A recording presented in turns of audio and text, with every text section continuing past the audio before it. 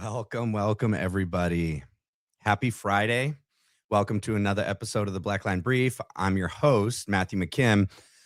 We got an episode tonight. Sorry if there was a little confusion. Hopefully, Renata Sophia shows up. I created the thumbnail for tomorrow, but I messed up the date. I had to fix it. And then this is what we're doing tonight. We're going to be covering the Mike Huckabee, Tucker Carlson fiasco, the interview, but also I will touch on the detention, the temporary, arrest. I mean, you can look at it however you want, and someone takes your passport, you're not free to leave. So we'll go into that. Thank you guys so much for coming here tonight. I'm excited. It's gonna be good. I know some of you maybe have seen the Tucker Carlson and Mike Huckabee interview. There's a lot to touch on, and I'm going to break it down. Please, as you come in, please hit the like, hit the subscribe. If you're new, please subscribe, hit the notifications so that you can be notified for all future lives. All right. I want to touch on something before I start the video, and it has to do with the ASH conformity study. All right. I have 2 degrees, right? One's just the bachelor's in psychology. The other is in a master's in applied behavioral analysis. And I will say, going into Candace's her book groups that she did, going into the kind of the creation of psychology and Sigmund Freud and all of these, fathers that are part of B'nai B'rith, that create fathers of psychology, that created and formed this field. I got to say, I'm pretty torn because I'm in the field, but I would say there's a lot of evidence that it was created as a tool to be used to convince people of things using the scientific method, the scientific community, the academic community. We know through the, oh my gosh, the study I did a video on it, and of course I'm blanking it because we're live. It'll come to me and I'll tell you, but that people appeal to authority like they did during COVID-19, trust the experts. Well, he's a doctor. He's got a lab coat. He's got a PhD in front of his name. You don't know, right? The argument when you appeal to authority, like you can't know because you don't have a degree, is ridiculous. And them using this tactic time and time again to get us to conform and to accept their BS is insane. And this ASH study, I'm still trying to figure out what the other study was. It starts with an M, but it'll come to me. The ASH study, the conformity study, and I'm going to show a clip of it. It's very, very short. It's like a minute or two. But it points out, Renata Sophia, yay, you made it over. Thank goodness.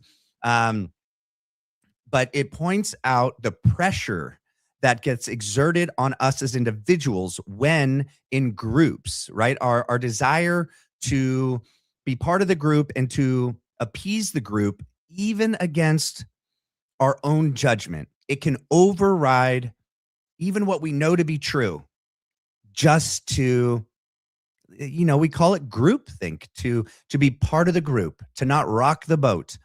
And so much of that is occurring right now.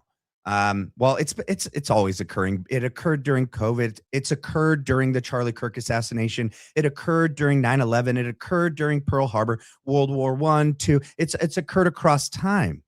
Even before that they knew what to call it, it's occurred. The power to get people to conform and accept what these people, even with the Einstein files, right, are telling us is the truth, the facts. It's just it's a tactic to control.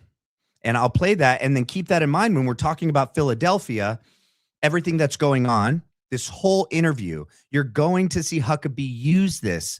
He's not going to say it, of course, but this is what he's trying. He's trying so hard to push Tucker into a corner because of the pressure of the world and how everyone's looking and thinking about Tucker. Oh my goodness, Tucker is amazing. I wish I knew him. Maybe someday I could meet him. This dude is my hero in so many different ways. It really does actually make me emotional thinking of the the character that he has to stand up against what he's standing up against. And I think it's by the grace of God that he wasn't taken out when in Philly. I think when you find out what was Huckabee's and the Ministry of Foreign Affairs attempts to not help Tucker get there safely, to force him out of the airport, and not to send a diplomatic individual from the embassy to ensure their safety. And then what happened just after the interview is insane. It's insane that the ambassador for the United States to Philadelphia has more allegiance to Bibi and the political elite in Philly and to Philly itself. You will see it on full display. Tucker does not go light. He goes max in true Charlie Kirk fashion. And it makes me proud to be an American and that we have someone like Tucker. And when thinking about, I really do think the whole thing on Philly, Einstein, Iran, not going to war with Iran, them wanting us to go to a war with Iran for decades. Bibi has wanted this forever. Well, when we talk about the biblical grounds for what Philly is saying is their right to the land. No one else can claim this right. Tucker asks him, well, if they have the right, who else? And what is this right? Let's define terms. It's insane. But they don't just want what's there right now, okay? Because in the original text, it actually talks about land that encompasses what is now 4 to 5 different countries. It kind of reminds me of what Germany did during World War II, and the leader, whose name I shall not name, you know who I'm talking about, and he wanted living space. He wanted the land that was taken from them. He wanted it back. He wanted more. I don't think that Philly's desire for land is going to stop. And in fact, it hasn't. The borders have increased every year. They're increasing more now. And I don't think it's going to stop with Palestine. And I think they're going to involve us and take us into a full-on war with Iran. In fact, it's the largest buildup that we've had in generations. Our fleet is there. We are on the precipice of war, World War III. And I don't say that lightly. This interview is shocking, but eye-opening. And I hope everyone can stay for all of it. First, I will show you the Ash conformity study to know that the pressure that gets exerted on us is very real. As much as we might think that we are immune to it, at times we are not.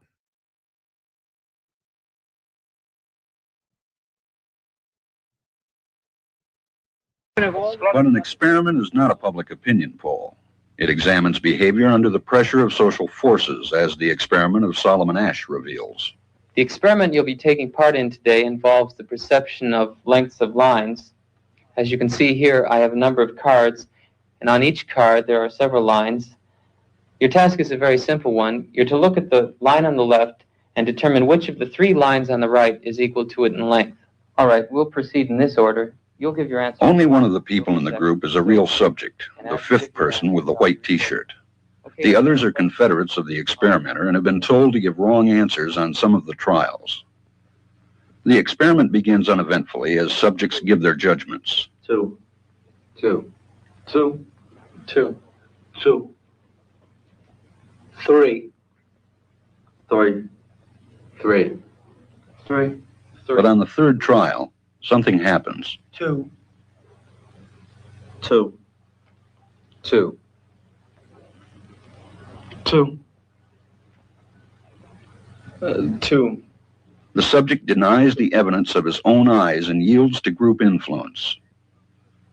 1. Asch found subjects went along with the group on 37% of the critical trials. But he found through interviews that they went along with the group for different reasons. 1. 1. They must be right. There are 4 of them and 1 of me. 1. Obviously, that commentary is added after, but I don't need to play the whole thing. This is the gist of it. They've redone this study multiple times. Even to this day, they did it in the 90s and even recently, and they find the results to be consistently the same, that the pressure is about at 37 to 40%, where people feel that they must give a false answer to appease the group, where 4 out of the 5 people are not independent. They're part of the study. They're the ones giving the false answers on purpose. It's just the one person that doesn't know everyone else is part of it. Okay. The other study that I brought up, it's the Stanley Milgram experiment, and it has to do with authority. And so imagine, and they did this after Nuremberg and World War II to find out, like, was this an isolated incident where common Germans took part in and followed orders and participated in the atrocities of World War II? Was this an isolated German incident, or is this a human nature flaw, weakness? And it was consistent across all places that did the study. And our desire to follow and appease authority when they are telling us to do things is true across time and space. And so we can just, all we need to do is look at COVID-19 and look what happened. Such a big majority of the population went right in line. So, okay, now we're going to get into the interview. All right. Okay. Let me set this up because I don't want to play the beginning part. If you guys know who Zach Costello is, he's an amazing YouTuber. He put out a video this morning before Tucker Carlson's interview with Huckabee aired, and he that means he didn't catch the beginning. And the beginning is where Tucker lays out where that photo of with his arm around someone came from. That wasn't a security guard, and it was the mainstream's attempt to say that Tucker lied about this whole incident. Nothing nefarious happened, no detention. Look at him. Here he is with his arm around someone. Well, how about this? Tucker had 2 guys that went ahead of them on his team. They stayed out in a hotel in town. They had to be driven to the airport by a driver. That driver, when he came in, he just asked when he saw Tucker, "Can I get a picture with you?" He's a local Israeli, and he took a picture with Tucker. That picture was then used by Bibi and others in the mainstream news to say that Tucker was exaggerating about what happened and that nothing nefarious happened. Well, that's not true. Tucker addresses that in the beginning of the video. I'll skip that part. And I'm just breaking it down for you, setting it up. The other part is what led up to this interview. Okay. Well, Tucker had time and time again called out Huckabee. One of the things that he called out Huckabee was for one of the biggest instances of espionage in our history. I forget the guy's name, where he stole secrets from us during the Cold War, sold them to the Russians and to Israel, was sentenced to 30 years. And Huckabee, in 2011, when the guy had only served 12 or 20 years, somewhere in between there, not the full term, Huckabee was asking for early release.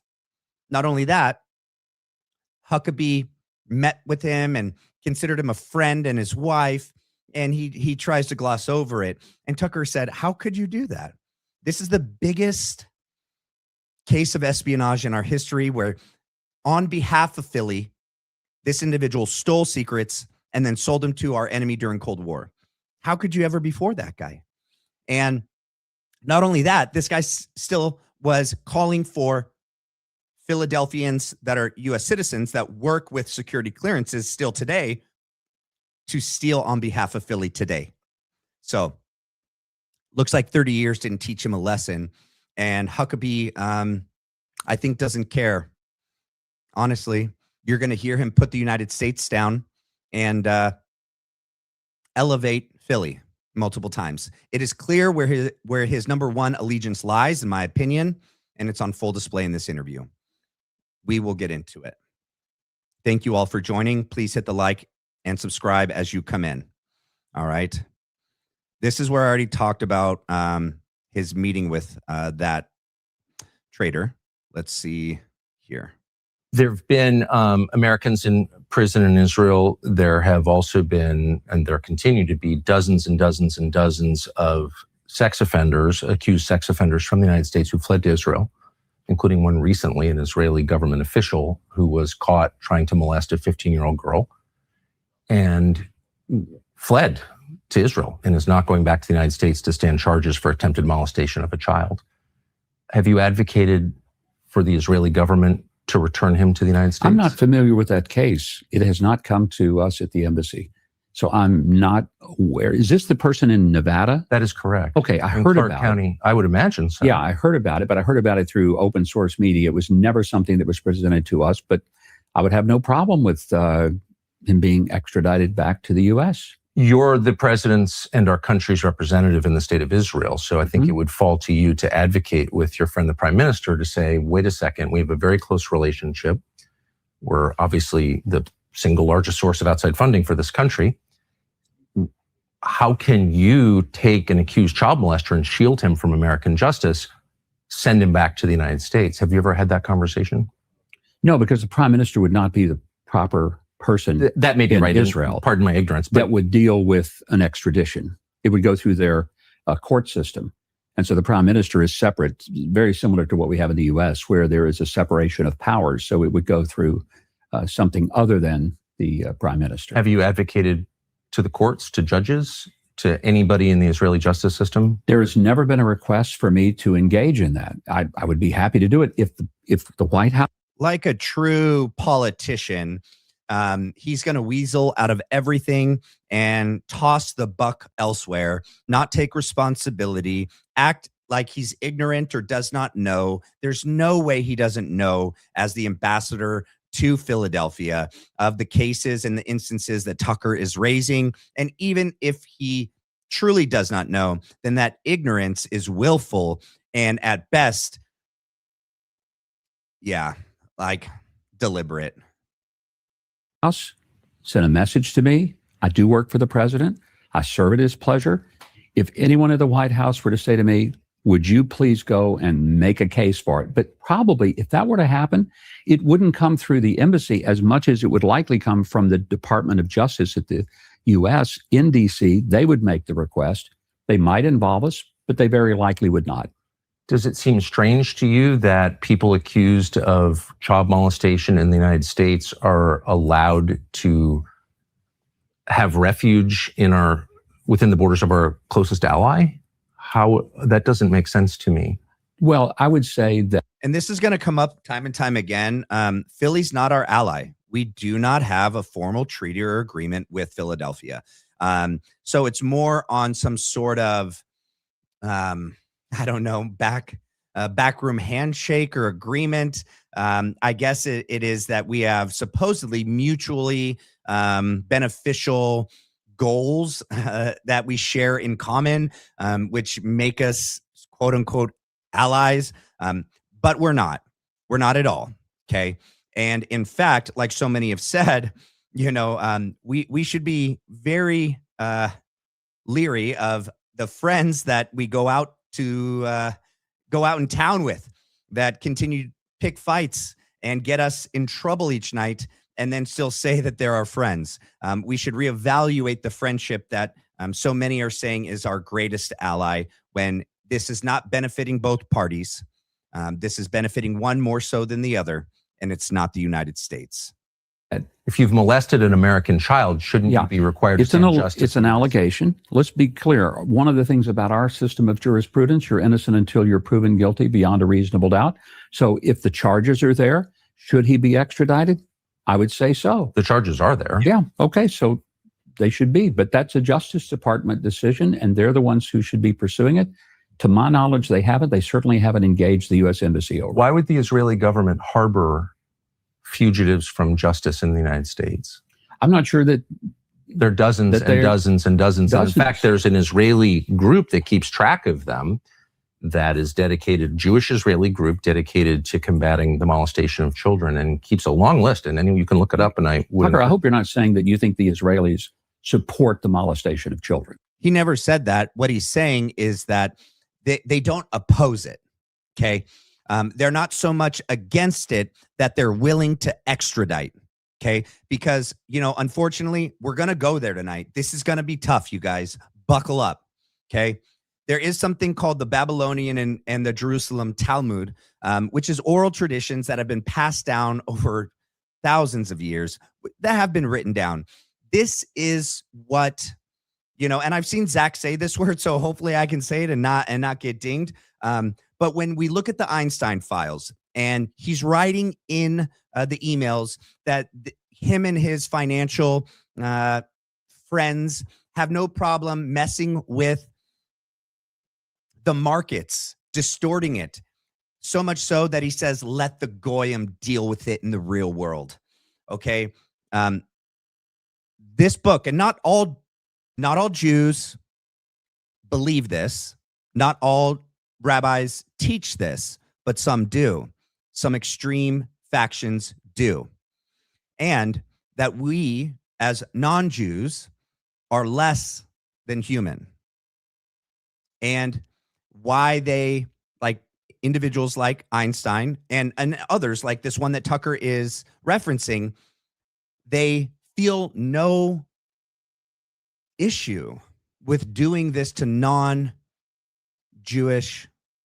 people below and above the age of 18 and the age of consent, because they look at us, certain, not all, some, less than human, subhuman, like dogs. And it says that in the Talmud. And I'll show you a clip of someone, and Tucker just did an interview with what's happening with the persecution of Christians that go back thousands of years to the town outside of Bethlehem. It's like Beth Ahor. I'm mispronouncing it. Tucker will talk about it later. But thousands and thousands of Christians have been murdered and forced out of their homeland because they're not Jewish by their religious belief. And I would have to say they might be from Samaritan descent. I don't know the gentleman that Tucker had on, but they don't have the same laws and privileges given to them as others, and they're being forced out. And so the supremacy that is baked into some of these beliefs, I think, is prime example of why certain, not all, individuals like Einstein and others had no issue doing what they did. And the fact that the country and government of Philadelphia could give aid to any individuals that have done anything like this, to what is supposedly our greatest ally, I mean, I think shows you that they're not. They're just not. Obviously, I'm not saying that. Okay, I'm saying that the Israeli government shields accused child molesters from justice in the United States. I'm not sure I could say that that's something that is provable. I don't know. But I am not aware that the Israeli government is shielding people. You obviously want to sleep well and fashionably. Brooklyn bedding can. Stay with me. Hold on. Molestation of a child. And he remains here now. And there have been many news stories about this. And I just wonder if you would ask the Israeli government to put him on a plane and send him back to face justice for attempting to molest an American child. It doesn't seem complicated. No, I wouldn't mind doing that, but I want to find out if the Justice Department of the U.S. has already sought to extradite him. Is there anything in process? I don't know. Why wouldn't they seek to? Yeah, we'll skip this part because he goes on forever. Let's get to. Let me see. Wonder, considering there are so many suggestions in the files, as I'm sure you know, of sexual abuse, and given that Jeffrey Epstein was a convicted sex offender, I wonder why the administration you work for would be holding millions of files, which I believe belong to the public, hidden for, quote, national security reasons. What would those national security reasons be, do you think? Honestly, I think you've probably got more access to the White House sometimes than I do. You should ask them. Well, but you're the government official representing that White House. In Israel. and I represent the U.S. in Israel to the Israeli government from the U.S. government. But honestly, Yeah, but any issues involving Philadelphia and any crimes that happened in the United States by dual citizens and individuals that are part of and have deep ties to the Philadelphian government and intelligence network, you would think you would want to root that out, if at no other reason to help with the public perception and image of Philadelphia, which is on the greatest decline since I've been alive. nobody has presented that to us. Well, We now have that a you pretty know that dynamic situation here. I don't know if you know that or not, but there's a lot going on in this part of the world. And frankly, that has not been top line item. Oh, But you're surprised to hear that the current president of Israel, whom you know, is listed as a visitor to Pedo Island. Had never heard that. Never heard it even in the Israeli press. I didn't know that that's what people were calling it. That's a great new term for that place. Are you going to ask him next time you see him? I'll be happy to talk to him almost every week. I guess what I'm asking is not simply as a representative of my government or a high U.S. official, but just as like a man and a father and a Christian. How could you resist saying, like, were you on Pedo Island with Jeffrey Epstein? Well, if I'm not aware of it. And secondly, there are a lot of things that go on in the world. I don't question. Look, and this is Tucker, right? So he's going to say a lot of words that I'm not comfortable saying because I'm such a small channel and YouTube probably doesn't have any issue limiting my reach. But, you know, this is on YouTube. It didn't seem to have any issue with its reach and audience. And so I'm going to be playing it in full form. I still will moderate my words just to be safe. But yeah, this is on YouTube, guys. So, I mean, it's out there. Every single person about every single thing that He's may the be president alleged of the about. country. I understand all that, but this is the first I've ever heard of this. So why do you expect me to have knowledge of something like that? Well, because you attacked me personally for suggesting that Jeffrey Epstein had ties to Mossad, and you said that. You think he does? What's very clear he does from the You files. think he does? From where do you get that? Well, the fact that he was in contact repeatedly with members of the Israeli government, including the current president and the former prime minister, and all kinds of Israeli intel-connected people. I'm not saying he worked for Mossad. I don't think we know that. But there's no question that he had extensive contact with CIA. But I think you said it, a turning point event. Everybody knows Jeffrey Epstein. I said everyone thinks, and it turns out everyone was right, that he did have. I'm not sure everyone was right or everyone thinks. Okay, but you said that I was lying, and I don't want to make this about me. I don't think I said you were lying, Tucker. I don't recall. I'm just saying, why don't we release all the files, and then we don't need to guess? I got no problem with that. Go ahead. Would but you it's call not on mine. it? Well, because you weighed in on it and said that this was not true, when of I course, said there was no evidence. well, there's quite a bit of evidence, but you haven't apparently bothered to read any of the files. Is that what you're saying? I have not read the Epstein files. Apparently you have. Well, they're on the internet. But when you say that that everybody knows that Jeffrey Epstein was a Mossad I agent, said everyone believes that. I don't think everybody does. I don't know. Well, everyone knows that he had contact with, and by the way, not just Ehud Barak. I mean, it goes the former prime minister of Philadelphia, connections with the intelligence that I don't want to name that name, but everyone knows what that is called. It is. I can't believe he's acting like he doesn't get it. And like, yeah, okay. So people are either in denial and in blind defense of this guy and the connections. But look at everything that has been coming out, you guys. So I think, look, the first cache of documents that were released, Charlie was still alive for. Him and Tucker were going max on this issue. Everything, I went over this yesterday. I think in the weeks and months leading up to the assassination, Charlie was turning more and more and more away and against Philadelphia. And he wasn't going to shy away from opposing a war in Iran, opposing Bibi and the Likud party, refusing the money, talking about Einstein, everything, in my opinion, points that they had to get rid of him because I think a couple things. The war that's looming, it's coming, it's happening, okay? And The second cache, a lot more came out, and a lot more individuals high up came out. Imagine if Tucker was out, Charlie was out here as well as Tucker. Not many big names, big voices with big audiences are out here. Now imagine the Ash study.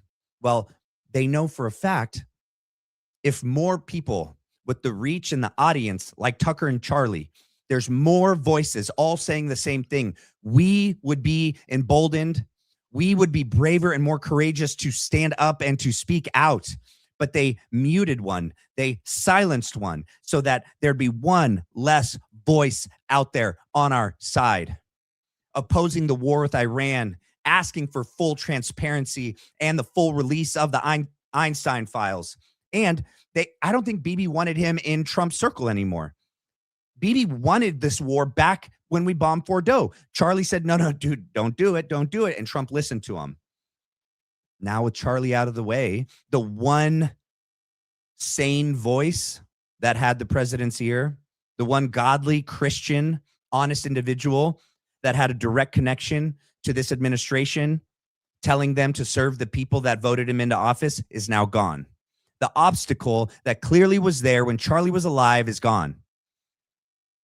And I can't say it's by any accident that look at everything that has happened right after Charlie was gone. It all points, in my opinion, that it was deliberate for a reason to make way for what is now happening.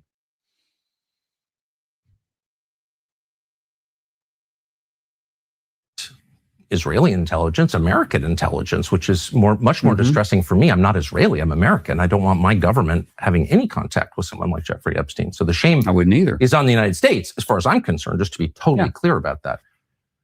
Everyone's very sensitive about the Israel connection, not at all sensitive about the US connection, which I find very revealing. We should care about what our government does first, I think. But since you weighed in on it and said there's no evidence, I'm surprised that since that evidence has been open to the public for a month, since you've already weighed in publicly on this question, that you've made no effort to evaluate that evidence. Why is that? I just told you, I was certainly not aware that there were some specific allegations. I knew about the former prime minister, but I don't know him. I'm not sure I ever met him in my many times. You know, I've been to Israel over 100 times since 1973. The first time I came here was 1973, July. I will say, I mean, Huckabee fares better than Ted Cruz did. Okay. Huckabee does much better, but he does not do good at all. All right. And so we're going to jump because he just goes on about this and he doesn't give in. Let's go to here. I want to get to as I said at the outset, I said something awful that I regret that my wife barked at me about. I lashed out at Christian Zionists and evangelicals. And I just want to say again that I'm sorry. I've always liked them because they're pro-life and they're also really nice people. So for the third time, I'm sorry that I said that. I think part of my problem was I don't understand the theology, and you are not a fake Baptist minister. You're an actual minister. You had a church for many years. You're an actual theologian. So, and I mean this with sincerity. I hear people say, those who bless Israel will be blessed. I know it's a reference to Genesis. I don't understand the connection between that concept and modern Israel and the geopolitical world. And so I'm going to stand back and well, let's first define, because, you know, from my days as a debater in high school and college, one of the things I knew, you didn't start the debate till you defined the terms. Amen. Let's define the terms. Thank you. What is a Christian Zionist? What does that mean to you? What does it mean? I don't know. It's the people who call me a Nazi for.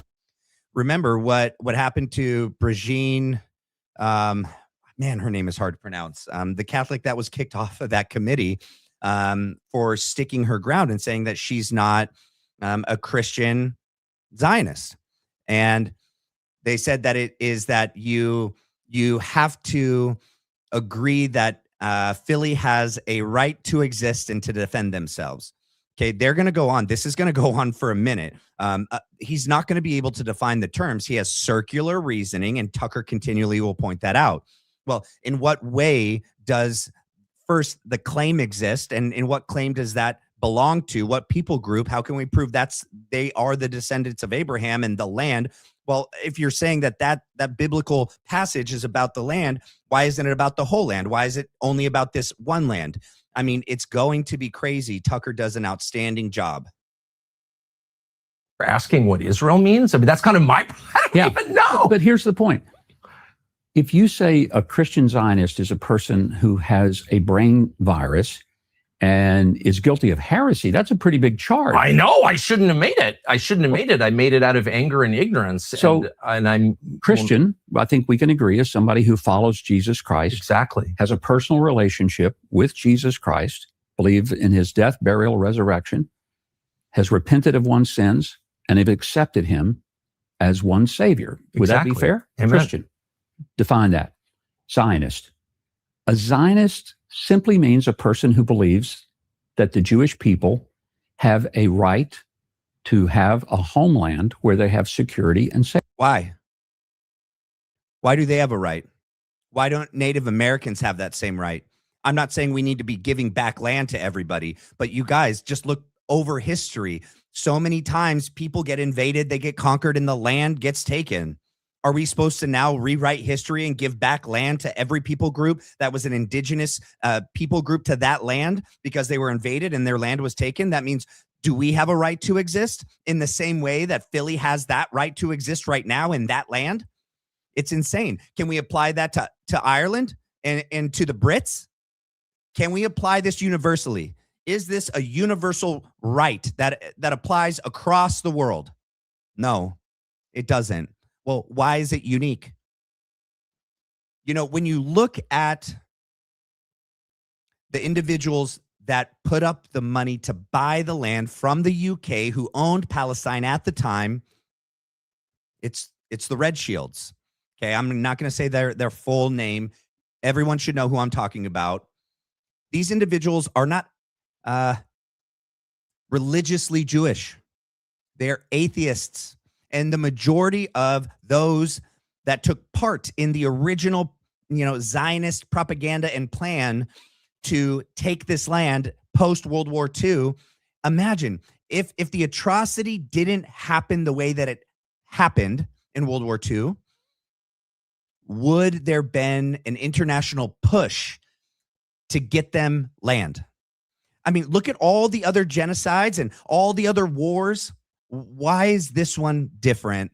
Why did this people group now have a sole right to this land, so much so that we allowed this one very, very, very wealthy family to buy it for them and kick the people that were there out? It just, I think it's just not right, man. It's not right. All people deserve to have a place, but I mean, if we try to apply the same rule across boards, we couldn't. There would be people kicked out across the world because it's just that's what happens in history. People get conquered, war has happened, and it's horrible. But if we try to undo everything that's happened, that'll never end. Safety. Did you believe that the Jews have a right to live in Israel? Do you believe that Jews have a right to live in Israel? That would be a Zionist. That's all a Zionist is. I have a million questions about what all of those terms mean. Yeah. But he says it differently. Remember, others that were on that council with Prajin Bowler said that they have a right to exist. I mean, what does that even mean, a right to exist? Who doesn't have a right to exist? And if I say that what they're doing in Palestine and the wars that are happening, a 7-front war right now that Philly is waging, and I'm saying I'm not in favor of the Likud party and Bibi and the Philly government, that I'm now denying their right to exist? No, that's not at all what's happening. We can question this government and Bibi and individuals in Philly and still believe that all people have a right to exist. But do all people groups have a right to their original heritage of their land that goes back thousands and thousands of years? We've never made amends for what happened here when our ancestors came over and did what we did to the Native Americans. we've given. I'm also Cherokee and Creek. I was born in Tulsa, Oklahoma, and the reservations are land that's very, very small and was divvied up and given like the scraps. These not the original places where these tribes originated from. And so we're going to do this for this other country, this other people group, but we're not applying this rule, this right across the board. And so then the question begs, why? Why is it different for them? But conceptually, I wish Israel no harm. I don't want to see them. You want them to have a place where they can live with safety and security? So I saw this recently in an extremely telling exchange between the lieutenant governor of Texas, who I know and I've always liked, and a woman I don't know, never met, who's on the Religious Liberty Commission or something. Regine Bowler. And she said, I'm a Catholic, but I'm not a Zionist. And they had this ferocious exchange. And he kept saying, and everyone on the panel seemed to keep saying, you have to believe in Israel's right to exist. Which I've never kind of questioned, just for the record, but it did raise two questions I think are really important, and I hope you'll answer them. One is, where does that right come from? I would say it comes from, essentially, you could say it comes from the Bible. I would say that it does. But it comes also from a long iteration of historical precedents going to the Balfour Declaration of... All right, I found it. So it's Carrie Regine Bowler is the young Catholic lady that Tucker is referencing. And we saw that, and the argument that ensued when she was defending her beliefs and saying that she's not Zionist and that Catholics aren't. And does that make all Catholics anti-Semites? And many on the council said yes. And Seth Dillon was there as well. And it's just telling this approach to call anyone that opposes this right or this belief means that we're anti-Semitic. And it's just crazy. 1917. It comes from the League of Nations, 1927. It comes from the United Nations, 1947. Right. The Declaration of Independence of the Israel State in May of 1948. They were immediately attacked. They won the war. They were attacked again in 1956. They won the war. They were attacked again in 1967 by 5 countries. They won the war. They were attacked again in 1973 in the Yom Kippur War. They won the war. The point is, does Israel have a right to exist? They also had wars in 1982 in Lebanon. They've had the Intifadas, 2 of those. They've had Lebanon again in 06. I was there. No, I'm very familiar with the modern history of the state. Okay. Pretty familiar, I think. And I've been But here. a Zionist simply means somebody who believes that Israel has a right to exist. Now, the question is, do you believe Israel has a right to exist? I guess. I mean, I want Israel to exist. Well, no, but I want to know what that means. So, like, do other countries have a right to exist? Well, they do exist. Do they have a right to exist? You keep saying Israel has a right to exist. And I want to know what other countries have a right. legal right, because every international body in the last 100 years has said the Jewish people have a right I understand, to their indigenous homeland. My question so that's a legal right. What other... Do they have a biblical right? I would say that yes, but you may say they don't. I don't know. I'm actually sincerely interested in finding out what you mean by a biblical right. But first, to the legal right, does any other country on the planet have the same right that Israel has to exist? Well, you could say, does Jordan have a right to exist? When it was Transjordan and the Brits came and divided up the Middle East, and they gave some land to Jordanians, and they gave some land to the Saudis, and they gave some land to various Middle Eastern countries, and it was all carved up. And the French gave Lebanon its right to exist. Do they have a right to exist? Do they? Well, why not? Okay. So that's my... So every country... Does the U.S. have a right to exist? I'm asking you. Okay, and I'm telling you, I think the U.S. has a right to exist. Okay. We came here, but we came there. We're in Israel now talking. But does the U.S. have a right to exist? Does anyone question whether we have a right to exist? I don't... Yeah, but I, of course, I'm... This is such a weird just concept and idea, like that a country has a right to exist. I mean, does any country have a right to exist? I mean, it exists because it exists, because people got together, formed a country, and we banded together. I mean, I'm pro-America. Okay, Don't get me wrong. But I mean, like, if we try to apply this idea, this theory and concept across all countries and people groups, it's like, what are we talking about? Do countries have rights to exist?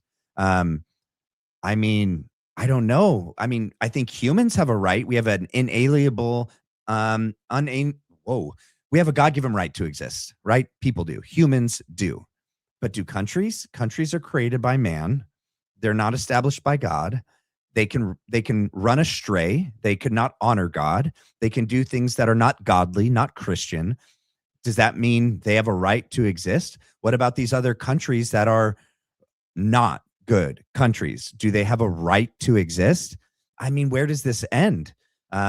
I do want to point something out, because this is where was it? CJ, where is it? CJ, it was in there. He was okay. It's in the chat, but I can't find it right now. I'm going to play something else real quick. It's going to be very telling. Now, let me just say this. Sorry, going back and forth. Okay, not all Jews believe this way, but their texts, depending on, left, center, right, do teach this, okay? This is what's happening to Christians in Philly, okay? And at the end of this interview, Tucker's going to bring up that many Christians and, clergy, Christian clergy, Anglican, Catholic, Christian in Philly get spat on, get beaten right now. Happened 2 days ago. Tucker points it out. Listen to this video. Hopefully it doesn't mess up the stream. Okay. Let me just, before you continue talking, you're going to go to jail because the police here, 99% conviction rate. Shut up. We don't do anything illegal. You cannot take us to jail. If you are not involved, please go. Shalom, my friend. We bless you. You're my country. You come to the United States, you can say whatever you want to say. That is the free world, yes? You're not in the United States. You're in Israel. I You understand. cannot say whatever you want to say here. Yes, you can. It's legal. It is legal to preach about Yeshua. We preach at Damascus Gate. The police said it's okay. We preach at Jaffa Gate. The police say it's okay. Please stop. I respect you. Respect me. He doesn't have to respect you. Huh? Doesn't have to respect you. That is the right thing. Are you Jewish? Do you want to honor God? That is the godly thing to do. We respect one another. The godly thing to do is just to kill you. The godly thing is to kill me. That's right. That's Yes? what the Torah says. The Torah says to kill us. The Torah says that people who worship idols such as yourself, when there is a Sanhedrin, To kill us. yes, Okay. that's what the Torah So says. we know how the Jewish people feel about Christians, yes? That you Christians discriminate are- against Christians. Christians are idol You worshippers. discriminate The against Torah Christians. says that Christianity is idol worship. Let me And like I said, not all Jews hold this belief, but some do. And this is a group of young Christians trying to preach the gospel and the good news about our Savior, Jesus Christ, in Philly. And this is happening right now. And then just go watch the episode that Tucker did with the Christian that lives just outside of Bethlehem and what happened to him and what is happening to the Christians, one of the oldest Christian groups in the world, and what's happening to them right now. For America, Good for you. But so every current country on the map has the same right to exist that Israel has. Is that what you're saying? I think what we're saying is that when a country has established itself and it is following international law, it has been deemed by numerous bodies that it is indigenous to its homeland, as Israel is. This is its homeland. It goes back 3,800 years to the time of Abraham. It's not that Hold on. Now I'm the getting Jewish confused. people just showed up here in 1948 and Well, said, we're going to have some land Hold here." on. So those are two different tracks, and I just want to make sure that we separate them so I understand each one separately. All right. So you're saying there's the modern legal framework, and so you said a country that abides by international law has a right to exist. I would say that that is a part of Would its it existence. would the inverse be true that a country that does not abide by international law forfeits its right to exist? Not necessarily if it has the capacity to stay and make its case known. But there have been Jewish people in this land, okay, but that's in a this separate very land for 3,800 years. Okay. So what about the Christians that have been in that land for 3,800 years? Guys, I really hope that you brought a cushy seat and you got your food. You went to the bathroom. Everyone's in it for the long haul tonight. It's Friday night. We are going to get into it. I got some energy and I want to get into this whole thing because this is really what we're at war with. And it's that America is not being put first by those who are leading us. That's what it is. And we're about to head first into World War III. And I'm not being hyperbolic. I'm being dead serious. And many, many, many others are watching this and saying the same thing. But you're saying as the modern nation state with borders and a military and a Knesset and just all the kind of trappings of a modern country, all of which I support, that country has, every country on the planet has the same right as Israel to exist because it does exist. Is that what you're saying? I'm just trying to understand the concept here. Well, I think what we're trying to get to is Christian Zionism, and you've taken this way off the road. I don't know that I have. I don't mean to. Christian Zionism is a separate thing, but I just keep hearing people say Zionism is the belief. But that's the fundamental argument that's going on. Does Israel have a right to live in their indigenous ancient content is detected after copyrighted material is no longer being streamed? Streams are automatically re-enabled. How did it let me play for as long as it did? The whole first half of it, which is crazy. Look, are you guys still in to do something? Screen sharing. Hold on one second, guys. Let me pull something else up that we can do.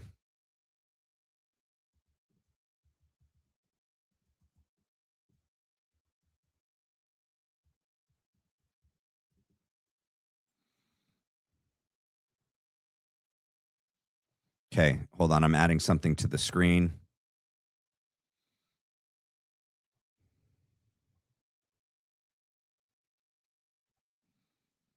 Okay, hold on. All right. Mystic, you're so nice. Let's do some engagement real quick, okay? Let me chat with you guys. We're already at an hour. I'm gonna have to edit this. I don't know what I'll have to read the email and email them back to find out what I should do. If they're even gonna let me post this. I mean, it's a live. Usually they don't really have a choice, but all right, let's read some stickers. Mystic Gypsy, the best. Okay, hey y'all, I'm here. Sorry I'm late. It's okay, Mystic. You're amazing. Jim Bear, thank you for the super. Bree Baby X, thank you for the super. Mystic again. Heck yeah, super chat train. All aboard. American Lynn, you should start a TBLB fans Facebook group. Okay. Well, I have a Facebook page. So here, let me do this. Bam. So there's the email for the channel. I have a Facebook page. I have an X account. I have a Rumble. And I have an Instagram. I didn't put it on there because I hadn't created it yet. But please go. Oh my God. Do you guys know who Blake Bednards is? Everyone in the chat, do you guys know who Blake Bednards is on X? He actually went on Barron's show. He's been on Trigger Smart and he does shows with Kellyanne. Do you guys know who I'm talking about? Blake Bednards. He has a YouTube channel now called West Texas is the Best Texas. He followed me on X last night. Yeah. So, I mean, hey, Blake, if you're here, what up, dude? I don't know that he would have found me on. The Texas guy. Yeah. West Texas is the Best Texas from Trigger Smart. He followed me on X and all I post on X is like some of his content. Barron, I mean, I repost things that are interesting to me. That video that I pulled up on here, I thought that's what was going to ding me. But it's Tucker. Maybe we'll go through my X and play stuff from my X because it is on. this. My whole focus is everything that's happened to Tucker, to Candace, to Charlie, on Philly, and everything that's happening in the United States and in the world right now. So, I mean, what does it say? At the Blackline Brief, I would not post this. YouTube is becoming more and more difficult. Well, I mean, it's live, it's posted, but I can edit it. I could, since our greatest ally has taken over. I don't think it had anything to do with the topic, and I don't think it had anything to do with the video I played from X. At first I thought that's what it was, but then when it refreshed, came back on, and I replayed Tucker, it did it again. And so it's saying that Tucker's content is copyrighted. I mean, I don't know how. Wait, so he's what? He has like his channel is, no one's allowed to play their stuff ever. It's on YouTube. Does it say that anywhere on his channel that you're not allowed? How do you know that you can't play Tucker's stuff? Mystic, do you know? Do you know why, or does anyone know why like Tucker's content and YouTube channel can't be replayed and talked about? Renato won't go on Hex. I start getting upset at people demonizing Candace.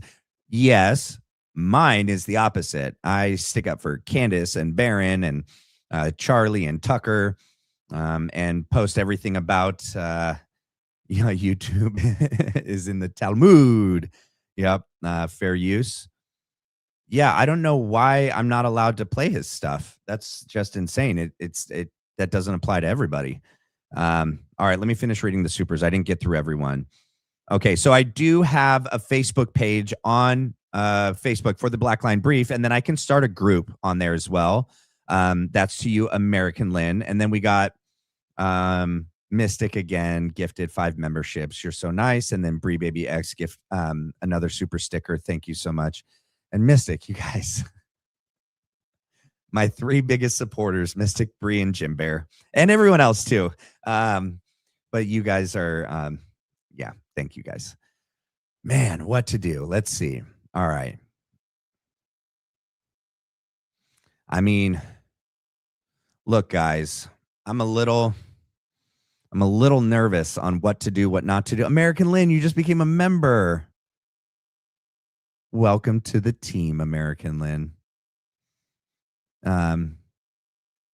You joined the cult. Yeah, this is a good cult, I guess, in that regard. I gotta think, man. Tucker team does not recognize fair use. I don't know why they get special treatment. They just do. Interesting. And because it's but why Candace isn't it doesn't Candace doesn't it doesn't happen to her channel, or what about other channels that are as big as his? Dulcinea, which one? Let's see. All right, let's see, guys. Okay, I don't think I want to start this. We're an hour in, you guys, and this I'm gonna do this tomorrow. Okay, this is the timeline, the Who Killed Charlie Kirk timeline, and Barron went over a little bit of it, okay, but he didn't go over all of it. And this thing is amazing. So I'm going to go over date every day, and then you can click on it. It says Kirk questions Philly government on October 7th. And then over here, it gives a little breakdown. And then you click on this little bink, and then it takes you right to it. Let's see if it's showing it. It is. Okay. All right. And then boom, you can click on it. Never happen again. Well, that's what we thought it was never going to happen. 9/11. Before 9/11 happened, nobody thought 9/11 was going to happen. Yep. So I just have way too many questions that makes me think about what the motives are. And if we go dark, I'll put all those things out there. Yeah. How did these guys not know this was taking place? So I've been to Israel many times. The whole country's a fortress. When I first heard this story, I still had the same gut instinct that I did initially. I find this very hard to believe. I've been to that Gaza border. You cannot go 10 feet without running into a 19-year-old with an AR-15 or an automatic machine gun that is an IDF soldier, right? The whole country is surveilled. And so let me just kind of go through this. We don't talk about Israeli politics very often, and most Americans don't know this. The last 9 months, Israel was on the brink of civil war. It's not an exaggeration. This judicial stuff, there were hundreds of thousands of Israelis taking to the streets because Bibi Netanyahu is basically redefining the Israeli constitution. That's not an exaggeration, right? He said the judicial branch has too much power. There were protests planned this week against Netanyahu, where they anticipated tens of thousands of people to take to the streets. That's all gone, Patrick. Netanyahu now has an emergency government and a mandate to lead. I'm not willing to go so far that saying that Netanyahu knew or there was intelligence here, but I think some questions need to be asked.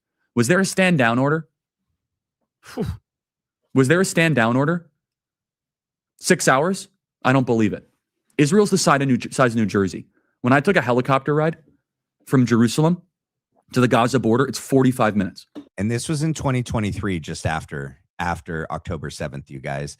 Imagine how much more he developed in his opposition to Philly and everything that's happening over there. I'm not playing this whole thing. I'm going to play a couple more, like a minute, and then I'll stop and then I'll comment. Wow. 6 hours. They're live streaming the killing of Jews. Did somebody in the government say stand down? That is a legitimate non-conspiracy question. The whole country is the IDF.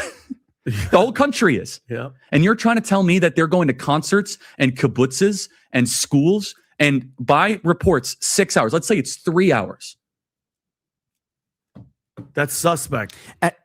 Go ahead, Rob. It's also not like a right-wing reporting. This is from the New York Times. The long wait for help as massacre unfolds in Israel. I can't think of a more liberal news outlet than the New York Times. And by the way, I'm actually very pro-Israel. So let me be very, so I'm not exactly. Well, I think we all are. No, I just want to make sure my position is clear here. But so Patrick, there are other explanations. It's possible that the Netanyahu government was double-crossed by bad agents. Okay? That's dark, but it's not as dark as what we're talking about. Okay? Another aspect is that Netanyahu might have traitors in his government, like legitimate traitors that have infiltrated. I was texting with some senior people in the IDF, and they said, Charlie, can't say too much, but let's just say the same problem you have with the left in America, we have here in Israel. So there's something to think about. Just something to think about, right? Is that maybe there's some people within those intel agencies that aren't as sympathetic. Or maybe, Patrick, maybe they might have gotten a tip. They might have gotten whispers, but no one thought it would be 1,200 Jews dead. That's a potential, right? Because here's the essence of it. The essence is this. This is the closest thing to the Holocaust that any of us have lived through. But the fact is now Bibi and the Israeli hard right government has a mandate. I got to be careful the way I say this. They're going to try to ethnically cleanse Gaza. Yep. I mean, I don't use that term lightly, okay? They're talking about basically removing 2.5 million people from there, okay? And honestly, they have a mandate to go seek justice and revenge. They do. This idea that they need to have a truce or a peace treaty, that's morally crap after you see women and children be burned alive and dragged to the streets. But there are some serious questions here, Patrick. And let me tell you, my pattern recognition over the last 5 years has become pretty sharp. COVID, Maui fires, Epstein. When I see a story and it doesn't click, our guts are usually right. And imagine if that gut continued to tell him that this next story, the story on, Iran, any stories. What about the FARA filings, the Show Faith by Works, the Clock Tower X filings, TPUSA going along with taking Christians' data, surveilling us on behalf of Philly's Foreign Ministry of Affairs. There's no way to ignore that.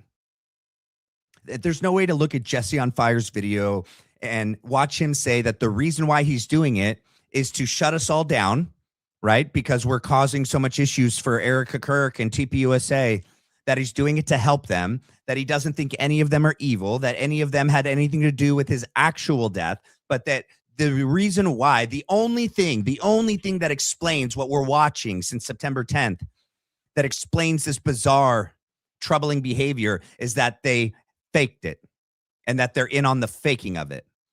There's just so many issues with that that I just can't believe that he actually believes that and is doing this innocently to help. It is a distraction. It is what Q was to the MAGA movement, to create people to question and tap out and to disconnect and become apathetic, to stop looking into TPUSA and to Philly and the ties of who really had the most to gain, who had the means, motive, and opportunity to take out Charlie. We just look at what Charlie was talking about, what mattered to him. We looked at a little bit of the video last night of the focus group. We looked at the interview that he did with Tucker. He wasn't going to let this go. And then as the pressure became more and more intense and they exerted more and more pressure to try to force him to do what they wanted him to do, he was less likely to do it. He's more likely to stand up against it than to break to that pressure. And I think they tried to take it as far as they could. They tried to push him as far as they could to force him to submit, just like we saw what that rabbi do with Candace. And when they realized that tactic wasn't going to work, the bribing tactic wasn't going to work, they couldn't blackmail someone that wasn't blackmailable, that wouldn't do things that you could blackmail them for. What's left? What card do they have left? One. They have one option left. And it's what we saw on October 10th. I'm convinced of it. It's my belief. It's my opinion, but I'm 100% convinced of it. And I'm not the only one. How's everyone doing? We're at 60-ish people. The ride or dies are here. Man, you guys are awesome. I don't want to go into the full timeline because this is what I had planned for tomorrow. Okay. I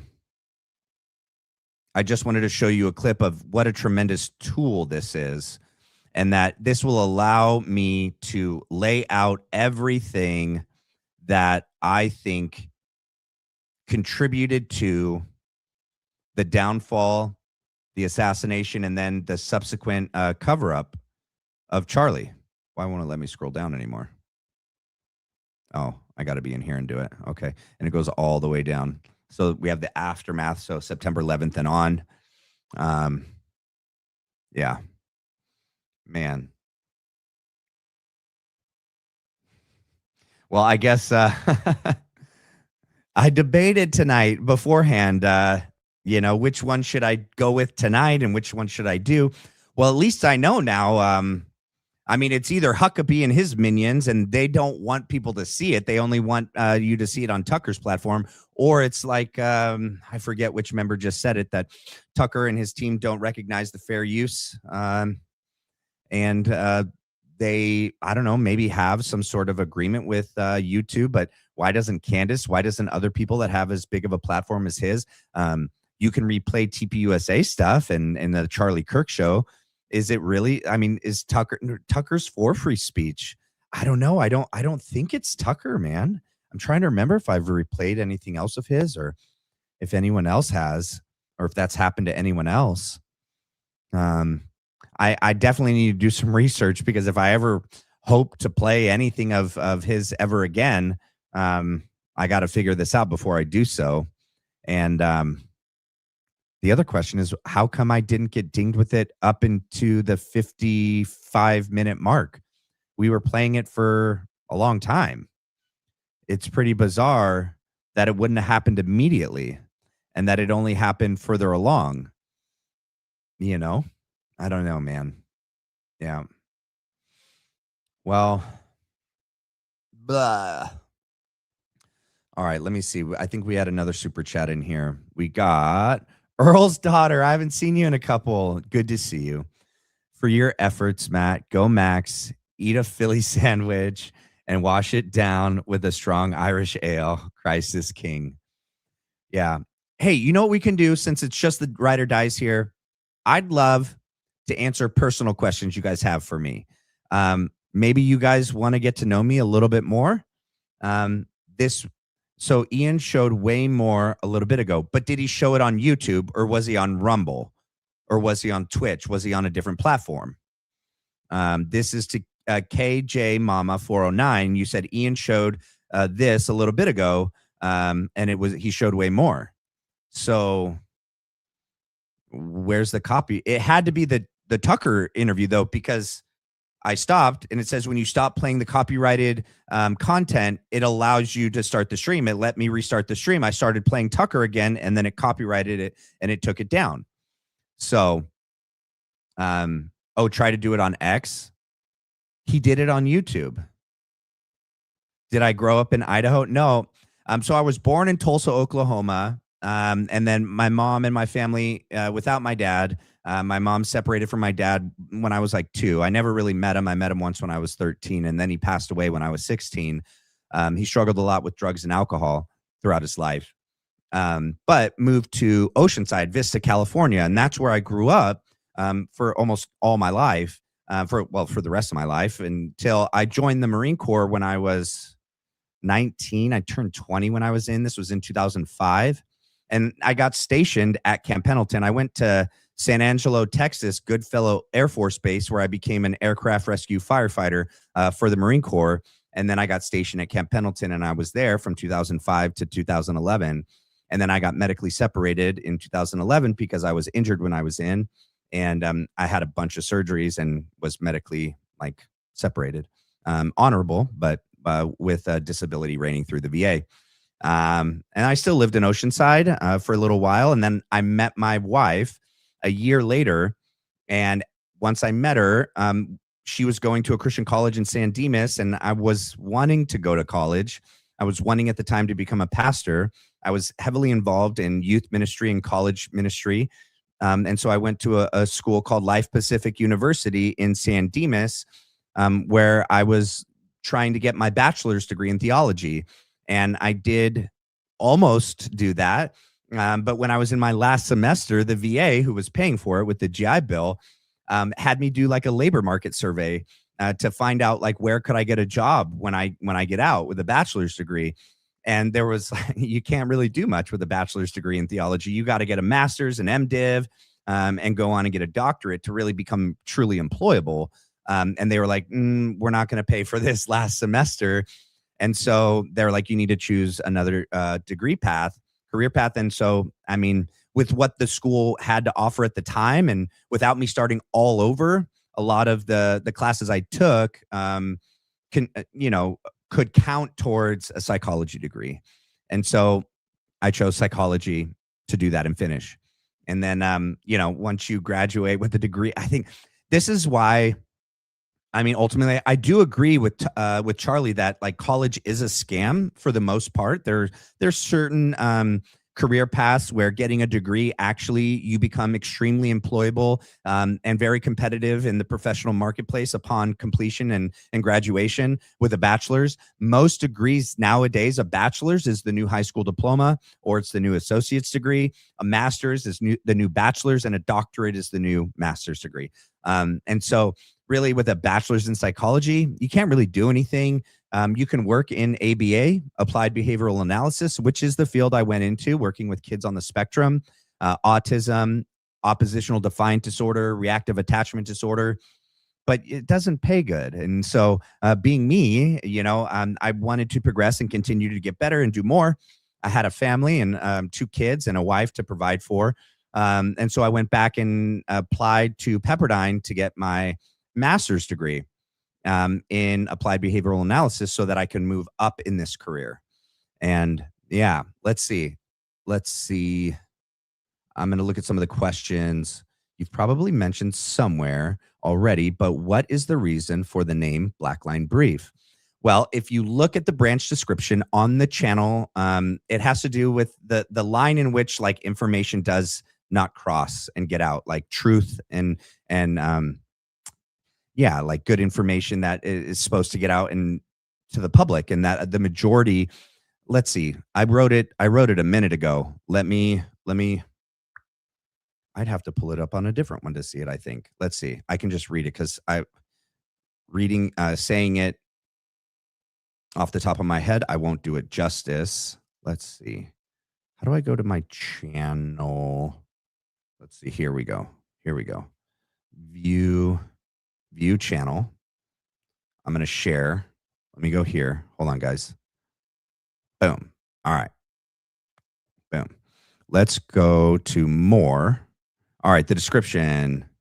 The Black Line Brief exists to examine official narratives under disciplined scrutiny. This channel applies adversarial analysis, weighing claims against evidence, incentives, omissions, and historical precedent to matters of government action, military power, intelligence operations, institutional corruption, and public deception. We do not begin with conclusions. We begin with claims, test whether they survive pressure. This channel is not about belief. It is about record, evidence, and accountability. Okay. Just let's see. I can answer another question. We still got 68 people here. To me, that's so much more than just me talking to myself. So this is still amazing, in my opinion. Let's see. That's right. We're practically neighbors. That's probably Mystic and Bree are talking about. Yep. Let's see. I don't want to miss anyone's question. Oh, Ian did it on all 3 platforms, his own YouTube and X. I still think it's our greatest ally. Huckabee, who doesn't want this seen. Oh, did anything happen to Ian's stream? Ian's been on Tucker twice, so maybe he's special. Yeah, maybe. Yeah. Oh, thank you. What is my full-time job? Right now, I'm a clinical supervisor in an ABA clinic, applied behavioral analysis. Like I said, I do assessments. I assess kids that have challenging behaviors, and then I create behavioral plans for them, behavior intervention plans, independent educational plans, and then I oversee therapists that run the programs, collect the data. I do parent trainings. And sometimes when there's severe challenging behavior, you have to do physical management. Today was a gnarly day. I was in a BIP for a behavior intervention plan for like 45 minutes. I was exhausted. But it's all to try to help kids be successful in their home environment, be able to be successful in school. Because the other option is if we can't help them, if ABA clinics can't help them, they go to these pretty much institutions that are just not great.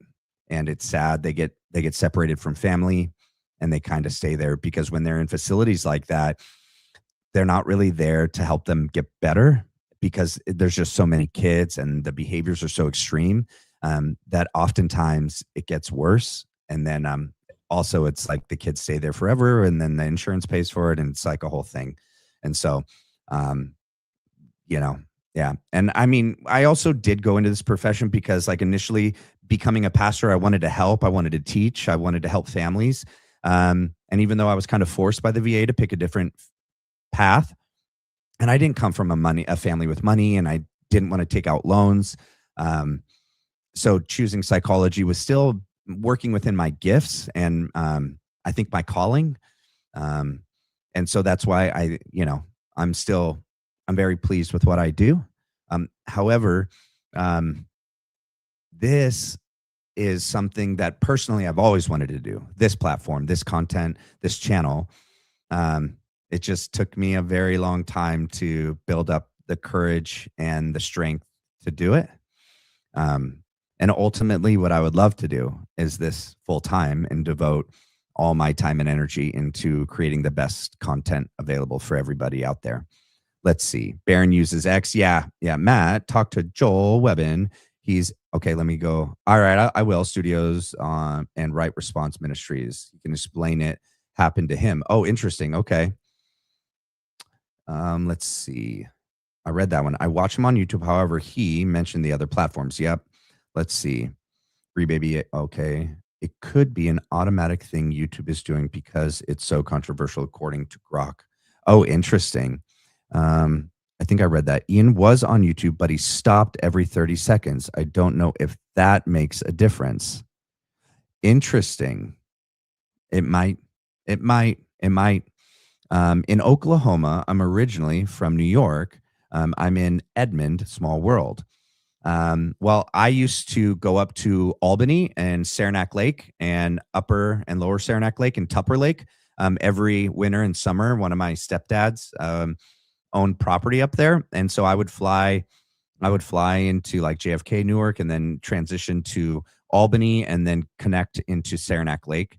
And so I'm very, very familiar, and that's ultimately why we chose to move to Idaho, because if you like draw a line from where I'm at and then upstate New York, and just the beauty of it, it's so identical. The lakes, the mountains, the trees, the weather, the climate, because it's not as developed up there when it comes to like schools and cities and things like that.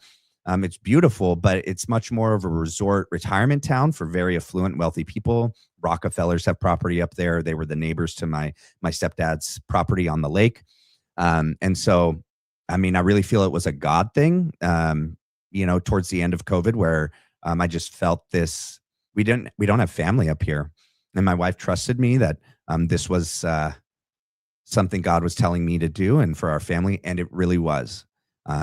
It really has been a blessing. We moved to Texas last year to be near my wife's family. My father-in-law, who is like my dad, is the one that helped me launch this channel. He was a news anchor in California, is gifted a communicator, believes in me, is pretty much like the dad I never had. He's probably watching. If not, he's watching now. He'll watch on the replay. One of my biggest fans, besides you guys, besides my wife.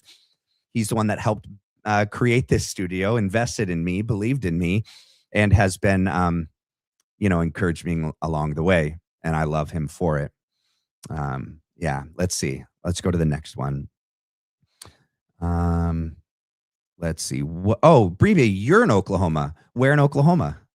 Yeah, I have family. They're all in Tulsa. I don't really get to talk with them because it's my dad's side, and I didn't really get to, spend much time with them. I did my full-time job. Thank you for your service. Thank you, Bree. Ian's been on. Yeah, I read that. San Angelo, cool town. Yeah, San Angelo is a West Texas town. So I have something in common with Blake Bednards. He's probably in Odessa or Midland or something like that. But San Angelo and Goodfellow Air Force Base is an intel base. It's a linguist base, and it's their fire academy for all branches. And so Army, Air Force, Navy, Marine Corps go out there to do wildland, structural fire training, certification, and then aircraft rescue firefighter training, which is what I did there before I got stationed in California. Let's see. He did. Okay, I read that one. I bet Earl's daughter. Probably not long enough. Yeah. Oh, interesting. Yeah. Okay, because he played short clips. You probably mentioned somewhere. Oh, I answered that one. That was someone else's communication to each other. Hey, does anyone know why Charlie's parents are silent since the assassination? No, I don't. And it is interesting. I mean, they maybe don't want to. I mean, there's so many. I could speculate. If they have eyes and a brain, which they do, and if Charlie was talking to them, like if we believe Barron and Candace, who both had direct sources, friends of Charlie's, and they both say that Charlie's and Erica's marriage was in trouble. There was real trouble. And that's why I really believe the night before was a fight. And I think Erica's lying. She's putting it on Gigi. She's saying that his adrenal glands were going off. He was banging pots. He was making all this noise cooking in the condo. But we know that the priest didn't come over because of that stupid Jezebel article, that witch spell. But the priest came over to pray over the marriage. And I would say his parents probably, if not by his sister, if he's close with his sister, whatever it was, got back to the parents.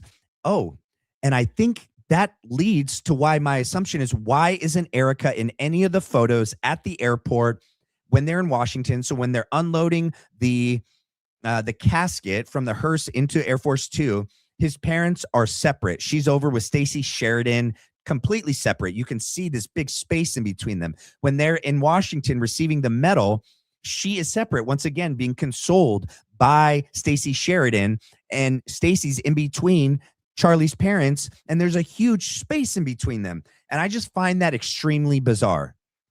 Because even though, like, I love my family, but my family's very broken. You know, I've been sober now since 2017. I don't drink, I don't smoke, I don't do anything. I do jujitsu, I do Christ, I do my family. And, you know, when we come from broken families, sometimes it's, if those family members aren't growing and changing themselves, it's hard. One of the best things that I did was moving my family up here because the distance helped. But even still, my mom is an amazing woman. She raised me by herself. She was a nurse for 30 years, extremely gifted, a tremendous heart, raised me to be the man that I am. But it's hard because when I call, they're all still in the same place, having the same issues. My sister, my brothers, you know, one of my brothers just got out of prison. I'm kind of the only one that I think has a success story, and that's sad. But even still, if something were to happen to me, my mom and my wife, they would be holding one another. They would be next to one another at my funeral, at my memorial. They'd be crying with each other. There wouldn't be this weird space in between them every time a camera picture is like taking a shot of what's happening at the memorial or at the funeral or when the casket's being loaded or unloaded. I think that's a sign, in my opinion, of what was happening in the marriage, and that whether it was Charlie speaking to his sister about it or directly to the parents, that it got to the parents. And so to answer the question, if they don't have anything nice to say, I mean, maybe they're choosing not to say anything. And if they don't know what to believe with the official narrative, and they haven't made up their mind yet if it was Tyler or not, they're not going to want to come out and start blasting Erica, in my opinion, if that could somehow affect the case against who they maybe or maybe not think took out their son. And so sometimes, and it could be that they are part of the gag order. I don't know. I don't think us not hearing from them means that Charlie's alive. That's what Jesse's saying. That's one of many things Jesse's saying, but I don't think that's what it points to. I don't think that's what it means at all. Let's see. Let me get to the next one. Hopefully, though, we will get more information as time goes on from Barron or Candace or anyone that has connections with the sister or the parents. Or Barron can finally report on that friend that was friends with Charlie that told Barron that the marriage was on the rocks. Candace repeated that same thing. She knew that the marriage was struggling and that the priest came over to pray over their marriage. So let's see. Okay, nice. You can do a lot with psychology. Yes. Mystic, Gypsy. I'm almost positive smaller channels are going to be targets first. Yeah, because they can. Because if they start to do any of this stuff to a big channel, millions of eyes will see it and millions of eyes will call it out. It'll be so obvious if they did this to Charlie. I'm sorry. Well, yeah, even to TPUSA now, or to Tucker or to Candace. It's kind of, you guys remember with Wall Street, too big to fail? I think there's something to be said about that concept here on YouTube with these channels, that they're too big for them to do these kind of tactics to them, because if they do, it'd be so obvious and clear, and it would be horrible for their image. They'd be no better than TikTok. You know what I mean? So, yeah. So let's see the next one. I hope my kids don't want to go to college unless it's a degree where the degree actually makes them extremely employable, right? Becoming a lawyer, becoming a doctor, an engineer, computer science, depending on what field within dealing with computers. There are certain fields, but like the humanities, liberal arts, can't really do much. I mean, it took me a long time to get where I'm at. Even, I mean, I graduated with my master's in 22. Yeah. Oh, Bree, your son. I read that. I don't know if you want me to read that out loud, but yeah, many kids have some diagnosis, and most have comorbidities. So they have multiple, whether it's RAD, which is reactive attachment disorder, ODD, which is oppositional defiant disorder, autism spectrum disorder, ADHD, or just ADD, attention deficit disorder, hyperactive. I mean, there's so many. And it's sad to see how difficult it is for the kids to deal with whatever diagnosis they have.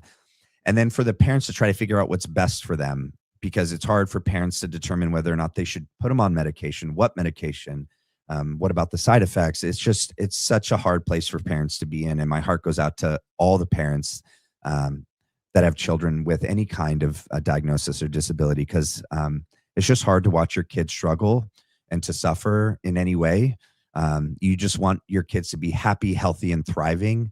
And not that they can't do that with a diagnosis, they can. It's just that the world is so difficult already, and it's already becoming harder and harder to be happy, healthy, and thriving here in America.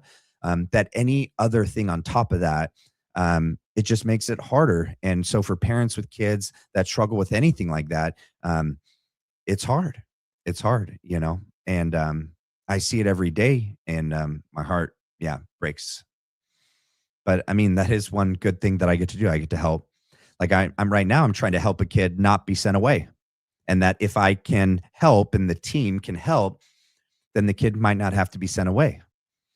And that's the goal, you know, keep them with the family. I have 3 autistic ADHD kiddos. We did 3 years of in-home ABA. Yeah.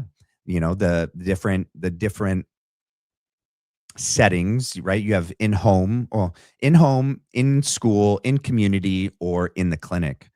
And I've worked in all of those settings. I've worked at many different clinics, one of which, when I worked in Texas, was a crisis clinic, which is like a lockdown clinic, the padded rooms, like the most severe, challenging behaviors, like very, very intense. And so, but it's a spectrum. So you have kids that are just, it affects them very little, and then others that it affects them a lot. Nonverbal to verbal. I mean, it really is a spectrum how this diagnosis affects kids differently. But I read that one. Okay, let's see. Makes sense. Okay, it's too bad social media platforms allow their terms of service to be arbitrary. I agree. I thought it had to do with the military.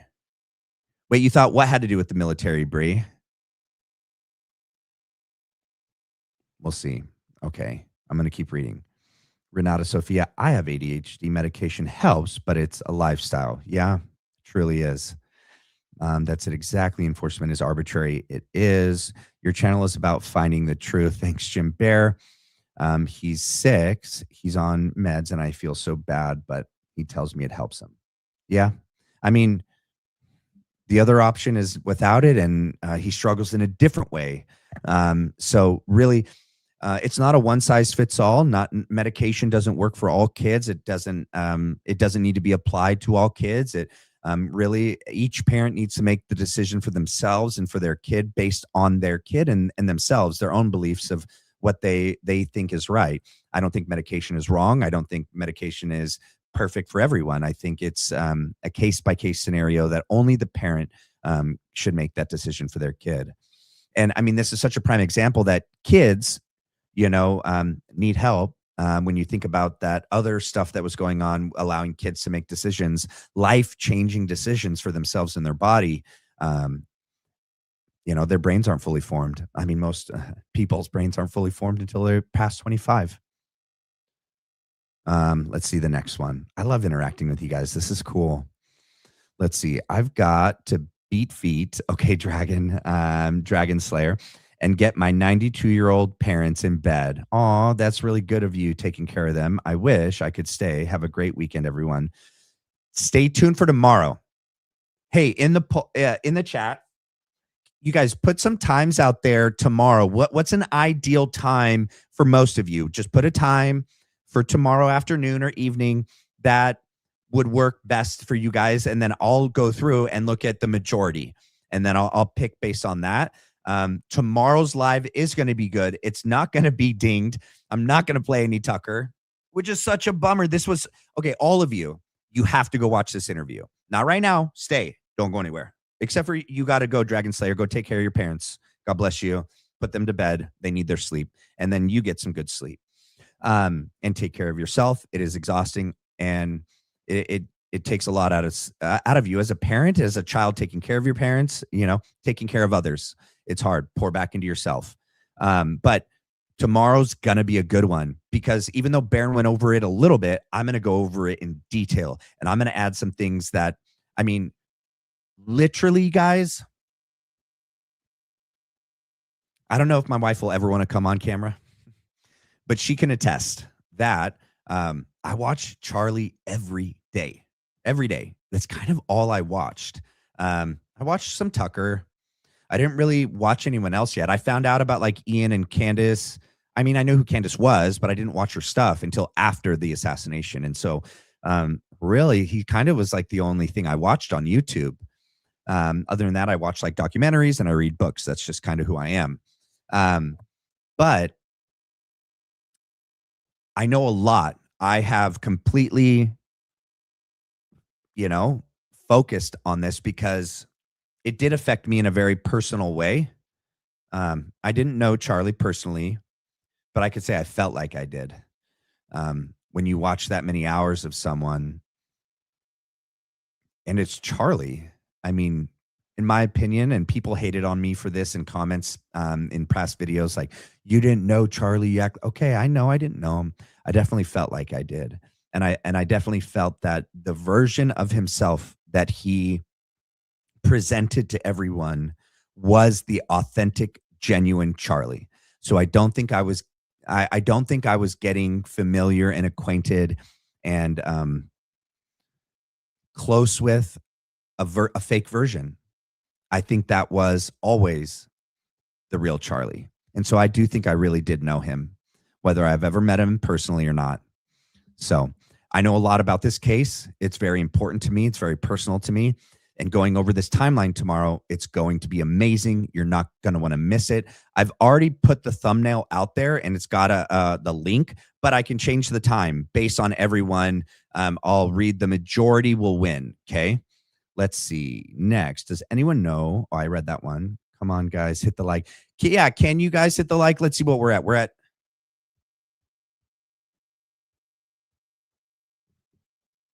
1 second, ladies and gentlemen. Well, I mean, we're at 75 likes and we have 84 people. So there's just 9 of you. Just 9 of you need to just go boop and hit the like. Bink. You can do it. I believe in you. How old are you? I'm 88. Wait, Bree Baby X, you're 88? No, you're not. Bree, you're 88? That's got to be a joke, right? I mean, is that your picture? Is that you in the picture? I'm 40 and I will be 41 in August. I was born in 1985. Yes. Take care, Dragon Slayer. Okay. Thanks for being here. Have a good one. No, his was fine. I don't know what that was too. Let's see. Matt, super smarty pants, born in Oklahoma, of course. Proud Okie here. Nice, Earl's daughter. Yes. Yeah. And my dad's family on that side goes back Oklahoma for a long time, onto the reservation. So I'm actually a card carrying Cherokee and Creek Indian. Even though, I mean, I'm also Scottish. So, I mean, that's the eyes and that's my skin and the way I look because, those are pretty strong genes. But I do have Native American in me from my dad's side. But I know so many people do in Oklahoma. So, see you in the next one, Dragon Slayer. Yes, medications can definitely be a godsend. Yes, they can. They really can. I've seen it actually be the thing that makes the difference. I've also seen it where, depending on the medication and the way the child's brain chemistry is, and even like when you do these new like these tests that they can do about the child's genetics that tell them what meds work and don't work with their kiddo. And sometimes that's it really helps. All right, you should write a book, Matt. I might. I just might. I've written a lot of things, and I've always wanted to write a book. Yes. All right. Where in Oklahoma? Oh, so Bree Baby's in Oklahoma. Earl's daughter's in Oklahoma, and I'm from Tulsa. Look at us, guys. Represent. I was a public school teacher, so I worked with folks like you. Oh, thank you. HBug13_62. I wasn't talking about Ian's stream, but Tucker's. Oh, okay. Let's see. Yes. Okay. My sister is super crunchy, so she gives me. Okay. Yeah. I mean, my sister doesn't agree with anything I do. I mean, but, you have to do what's right for you and your family. Let's see. Renata Sophia, diagnosed a few years ago. I cried the first time I took medication. I could actually hear myself think, I never knew what that was like. Yeah. I've seen it be a major difference maker in people's lives for sure. Hope my question didn't get lost. Do you think Erica flew to Provo, then Santa Barbara to pick up Andrew Colvett, and then back to Provo, or did she fly to Provo and wait? I think she flew to Provo and waited. Yeah, and I'm pretty sure I didn't get to see Baron's stream today. I was watching Les Wexner's deposition, which, my gosh, you guys got to watch that. It's insane.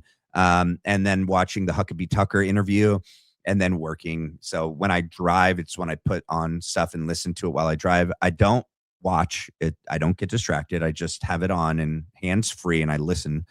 But I know from all of Baron's previous episodes that I've never missed.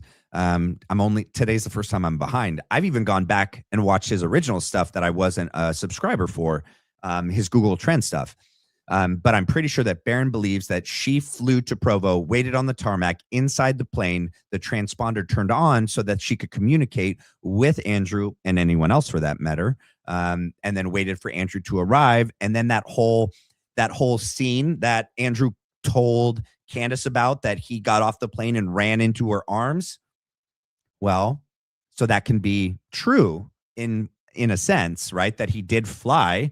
He might just not be telling the truth on where he flew from. And the time may not be honest, but that he got off the plane and ran to her arms. And now I think we know that this is why his wife probably wasn't on the plane with him. So I think more and more will come out. Baron's got a tremendous team, Daisy and others that he has helping him, which I can't wait. We can build a decentralized intelligence agency as well here. This community can be the next big community that does investigations and brings out information to the public that hasn't been seen or heard. So, yeah, I think that she flew into Provo, waited on the tarmac inside the plane, used the transponder when it was turned on to communicate, waited for Andrew Colvett to arrive, who was pretending to be her so that it fit their official narrative and timeline. And then that's when they fell into each other's arms, which is bizarre by itself. And then they drive and then go into separate entrances in the hospital, which is so weird. Like, why'd you do that? Third time, why are Charles' parents silent? I answered that. I answered that in detail. Were you not here? You did not hear? I spent like 15 minutes on it. Maybe it was like 10, but I said, I think there's many, many reasons why that they are silent. Maybe just go back to the stream in a little and watch that part. I love this community too, Mystic. Cool beans, Matt. You got what it takes. Thank you, Dina Trevisani, 524. Tina, I wish we knew why. Okay, in-home ABA was fantastic for us because my kids were trained in the environment where they are at most of their time. We homeschool, and it allowed me to learn along with them and be consistent. Yes, I agree. Yep. The greatest ally of all time. Let's see. I agree. It bothers me that they've disappeared. The parents, yes, I do too. Okay, my daughter has an IEP. I wish I did growing up. Yep. Yeah, and one of my kids has a 504, so which is just like a step below an IEP. Anyone see the Zach Costello and Lisa Knows debate today? Yes, I watched it before this. That lady, yeah, Zach did a good job.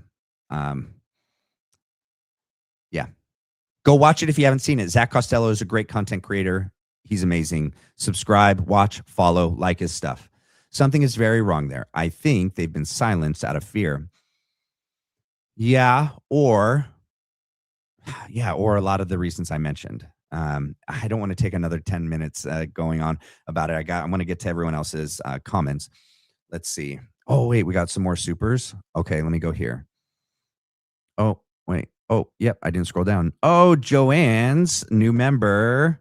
Bree baby again. Matt, yes, it's me. I'm born in 80. Oh, you're born in 88. Bree, don't. Bree, go back and read your comment. You said I'm 88. Isn't that what you said? Let me see. Where is it? I swear it said I'm 88. Oh my God. I think it's going to get lost. I don't want to lose where I was in the chat. Oh no. I saw that. Okay. Something is I read that. It's so beautiful. It was hard to get used to Oklahoma's landscape. I was born and raised in Long Island, New York. Okay. Yeah. It's not as pretty in Oklahoma, right? I have a cousin in Seneca, New York. Great mind, very clear. Yes. Okay. I love that you have support. It's so important. Kudos. Let's see. That's why you have a natural flow. Are you guys talking about me or talking to each other? It's hard to tell sometimes. Poor baby. See, God made it work for the good of you and the children. It's a very special form of ministry. Yes, I agree. Edmund. Okay. Lubbock. Oh, you're in Lubbock? All right. I know where Lubbock is. Yeah. I mean, my family, we were living in McKinney, Texas, all of 24 and part of 25 to be near my wife's family. Her family lives out there, and we just missed Idaho. It's just so beautiful.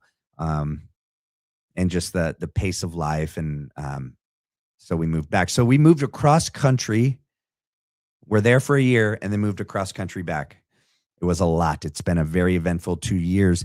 But I would say that everything that God works everything to good for those that are called to his name, and that us moving there did so much for my professional and individual growth, whether that's in ABA or just individually, and same for my wife and for my kids. And then moving back here, I was so clear at like what else I wanted to do. And it was right when we moved back that it was like 3 weeks after we moved back that Charlie Kirk was assassinated. And I would watch things after that. Charlie himself was one of the reasons why I've always wanted to do this. And then what they did to him to try to silence him and silence us, I said, enough. I'm done waiting. I'm going to do it. And then I literally put everything I had into doing this. And then I had support from my wife, my family, and my wife's parents. And so here we are, and I'm not going anywhere. Let's see. I just saw another super chat. I don't want to miss that. Okay. We got Sonia Moore. Okay. I'm a little behind on the stream, but wanted to tell you how much I appreciate what you are doing. Thank you, Sonia Moore. Let's see. Let me go to the next comment. Where are we at?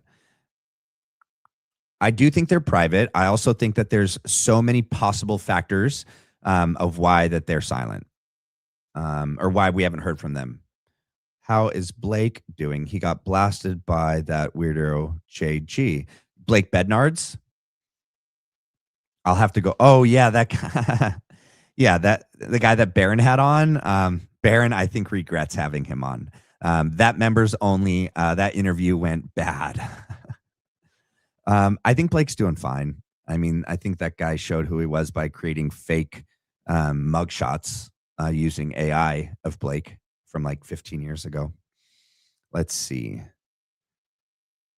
Yeah, I find that odd. Why are the parents silent? Like I said, I think there's many reasons. And then I go into it just like 10 minutes ago. I watched the first half and then I had a meeting to go to. Haven't gone back to watch the rest. Was it good? It was pretty contentious when I was watching. Yeah, I mean, it was good. I think Zach is very mindful of how things are going to look. It's a lady he's debating. He's being very respectful, very Christian. I think she's very intense. She's very assertive. She's very I would say go watch it. I think even though it may look that she maybe won certain arguments, she didn't win. She didn't win the debate. I'll say that much. I think it's crazy that she's trying, and it was all over that whole inappropriate relationship with the 15-year-old, and she's trying to like justify that it's innocent. And, you know, she tried all these different debate tactics that like, it just was despicable, in my opinion. That's just my opinion. Okay, let's see. They are Candace. They are Candace, said they are. But I'd love to hear their thoughts. Oh, yeah. Candace said that they're private. They're very private individuals. And I think Barron alluded to that as well. I think Candace is Barron's source. Not for the wedding. I mean, not for the marriage. It's one of Charlie's male friends. Barron's source for the argument, the breakdown of the marriage, is one of Charlie's friends. It's not close male friends, not Candace. Let's see. He'll get to your question about Erica and Provo here soon, I think. I got to that. Oh, I'm so far behind you guys. Oh, my God. Let me go. Oh, my God, you guys. I'm so far behind. Holy smokes. Oh, my God. The chat has been going crazy. Okay. I scrolled to the bottom. Yeah, Jason Goodman. Correct. I'm going to start at the bottom and I'm going to go backwards so that I can catch up with you guys. Okay. I'm having a midlife crisis about my age. I bought a boatload of anti-aging cream lately, so y'all are killing me. We appreciate your support so much. Yeah, we do. But it's okay. I still love you all. Yeah. Well, okay. Your thing said I'm 88. I swear it did. Did it say I was born in 88, Bree? Barron was foolish to bring him on the podcast. I mean, everyone can make a mistake. Okay, look. The whole Las Vegas thing. Did you guys watch any of the documentaries on the Vegas shooting? And did you watch Ian's breakdown and of his own that he did, his own stream of the Vegas shooting? And then did you see him go on Tucker and talk about the Vegas shooting? Holy smokes. And you're telling me that our government can't lie to us and pull things off like this? Come on. I think it was a good idea, like in thought, to bring this guy on. I don't know that Barron knew how bad that dude's relationship with that other guy was. And I don't think he knew he was going to play a video where they were like literally cussing at each other. I think it was, not his best moment, but you could see it in his face. He was so uncomfortable. Barron was like, he apologized at the next one too. So, I mean, I know I did. Apparently, let's see. Is 40 over the hill? No, I'm 40. I'm still climbing up. Okay, let's see. I don't, you guys, now that I'm at the bottom of the chat, if I missed your question, throw it in now, because now I'm caught up. I was really far behind. And I was never going to catch up if I kept doing that. And then you guys were further ahead of me. Oh my God, it was going to be nuts. Please put your questions now in the chat. And if it's really, really big, put it in the super chat and I'll see it. I have a separate tab and it pulls up and I can read that. Because it's a small group and it's just us, I am reading the normal comments. When it's a bigger and it's a live and it's everyone there, I'll only read the super chats. But you guys are like the diehard group and it's just us. And it's kind of like a good time for us to engage with one another. Let's see. No, Granny Bree cannot stick. I'll go get Botox next. Yeah. Yeah. Okay. Charlie's parents may be holding back due to access to grandkids, especially if they suspect Erica being involved. Yeah, I think there could be lots of reasons. You're over, girl. I'm right behind you. Ian had JG's number. Yeah. Yeah. Let's see, Jim Bear. I really hope they do. I think of them often. Can't imagine. I started taking lots. Oh, you guys are talking about skincare and anti-aging. Yes, I use, let's see, what is it called? My wife got me to use castor oil. That's why my skin looks so good. Yes. Attempt to justify those messages. Wait, I started. No wonder I vibe with this chat. You're all millennials like me. Yep. Okay. To attempt to justify those messages. What messages? Mystic. Okay. Have been trying to research and find out more about them. Yeah, the parents. I know, man. There's so many people I'd love to hear from. What is the funniest things one of your ABA clients has done? Oh man. Like funny or crazy? Oh my God, there's so many. I don't even know what to do. Let me think about it. I have so many going through my head. Specify if you want funny or just crazy. You look fabulous. Thanks. Yeah. Well, I work out in the morning with my wife at like 5 a.m. I go to work. I go to jujitsu, and then I do this. So, yeah, I've always been told I have a young face and that I look young, like a baby face. That didn't help me a lot when I was younger. When I was in high school and college, and I was little. Like I'm 6 foot, but when I was now, and I'm like 190, but like when I was little, everyone used to call me like little Matty Matt, little Matt. All the girls were like, "Oh, you're so cute. You're like my little brother." And so, yeah, it didn't help that I looked really young and I was really small for a very long time. But I grew when I went to the Marine Corps, which is crazy because I was like in my 20s and I hit a huge growth spurt and got bigger. But I still have like a very young face, I get told. It's the eyes. It's the eyes. Yeah. Okay, let's see. Yes, Matt said they were.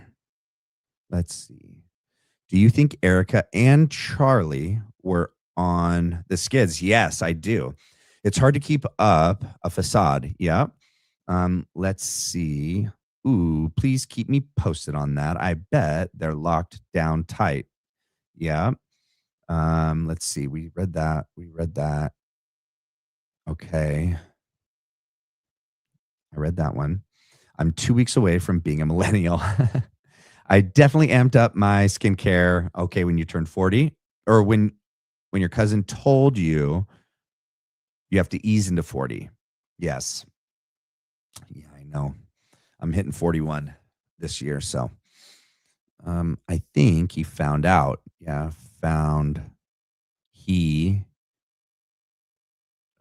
no, I don't think Charlie messed around with anyone.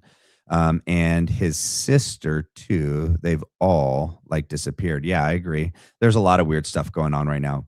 Funny and crazy, laugh out loud. We know you have some doozies. I think you found out she was fake and lying at the end. So honestly, guys, this is what I really think. I think that after 2023, so they met in 18, then you have 19, 20, 21, 22. Everything for the most part, I think, was golden. That's when we see all their public appearances together about marriage and family. I think October 7th, 2023 was the beginning of the end. When he went on the PBD podcast weeks after October 7th and was very outspoken, Candace was also being slammed for doing the same thing. Then slowly Tucker as well. And then eventually Megan as well. I think those around Charlie, Andrew Colvett, Tyler Boyer, Seth Dillon, Josh Hammer, Erica Kirk, Blake Neff, Stacey Sheridan, all of those people started exerting a tremendous amount of pressure. And can you imagine when all of your professional coworkers and peers, your donors, they're all telling you to do something that's completely against who you are. Every bone in his body, every bit of him. I'm not going to be bought. I'm not going to be bullied. I'm not going to be blackmailed. You're not going to tell me who I can be friends with. You're not going to tell me who I can have on, who I'm going to interview, who I can't. Stop calling me an anti-Semite. Stop trying to shut me down by racially telling me I'm a racist and whatever, right? He would have hoped, I think, and expected in the beginning that his wife was going to support him and be there for him, what was best for him and his family. I think he found out where her allegiance lied. Look at where she's taken TPUSA since September 10th. Ben Shapiro and others, Jack Posobiec and all these others, and then everyone at TPUSA, pro Philly. Einstein, who? I mean, go look at Ben's stuff on Einstein. It's ridiculous. They did not see eye to eye. They were not friends. And I think that she was not supportive. I think that those in that camp realized that their tactics weren't working. And I think that they activated her. And they're like, whatever, go Team Red, whatever the code word was, like, okay, Erica, for such a time as this, you were the backup to the backup to the backup. Before we take him out, you try to turn on the charm. You try to get him to change. You try to get him to turn. And I think instead of just supporting him and being there for him, he began to see that her desire wasn't for him to be true to himself and do what was right for him and his conscience and his faith, that she wanted him. I mean, she took the money. I mean, she's changed TPUSA. She's gone, Charlie was going this way. He's gone. She went, no, we're going that way. And we're going in the opposite direction. And I think that to me shows that she was not supporting him. That's where I think the breakdown started to happen when you're home, when your partner, when your wife is not a safe place, is not telling you to do the Christian, godly, good thing, honest thing. Oh, just take the money. Just let BB come in. Just, let him spy on Christians in church and in their universities. Why do you got to condemn what Philly's doing in Gaza? Why do you got to talk about it? Why do you got to say this? I think he clearly began to realize, like, holy smokes, who did I marry? And I think that this would have been a big thing for him. He didn't want divorce. He didn't want fatherless children. He realized that him and Erica, their marriage and their kids, literally is like an example that so many young Christians look up to. Young married couples want to emulate and follow in their footsteps, and that unmarried Christians were looking up to them as the guiding point, as the symbol, as the example of what to be, what to have, what you get when you get a godly marriage. And imagine the challenge that realizing that your wife is not who you thought she was. She's not, I mean, I think by now we can say she's not Christian, right? Can we say that fairly? I mean, that's not speculation. She's not Christian, in my opinion. That's my belief. I mean, if she repents and changes and completely turns away, turns the other direction, does an about face and returns to God, she still has a chance to be redeemed. But he would not want to divorce her. Like, he would want to. He'd want to. Maybe, right? Based on if everything that we're speculating is true.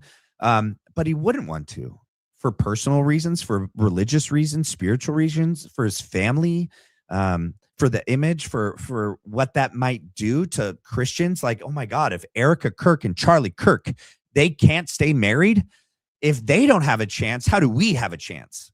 I think he realized that would be insane. The effect that it would have on so many Christians. And so I think he was stuck between an impossible choice. And I think he was trying to figure that out. And I think that's why you have a priest come pray over you. I think that's why you start leaving Protestant, evangelical, Christian churches, pastors, and movements when those pastors in the Calvary Chapel movement, which all seem to be infiltrating TPUSA faith and be part of Erica Kirk's team, why you decide to start to go to a Catholic church, see a priest, and you have a priest. You know, why didn't he have Frank Turk pray over his marriage? Huh? Why doesn't Frank Turk talk about any challenges, difficulties that the marriage was having? Charlie didn't confide in Frank. Why doesn't Rob McCoy talk about it? Greg Laurie, Jack Hibbs? No. What's that? Oh, Charlie didn't confide in them. Why wouldn't you confide in them? You don't trust them? You don't value their opinion? Yep.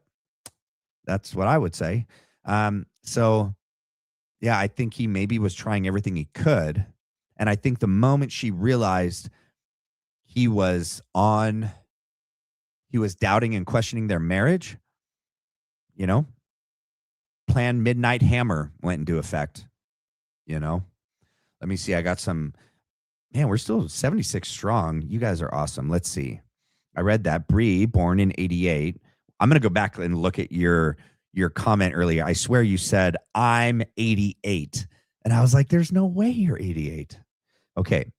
I read that from Sonia Moore. We got this one, Mystic Gifted, more memberships, Mystic. Earl's daughter. When you realize everything is fake and I can't say that word. And I love that you put, you know, some symbols in there. Fake in May.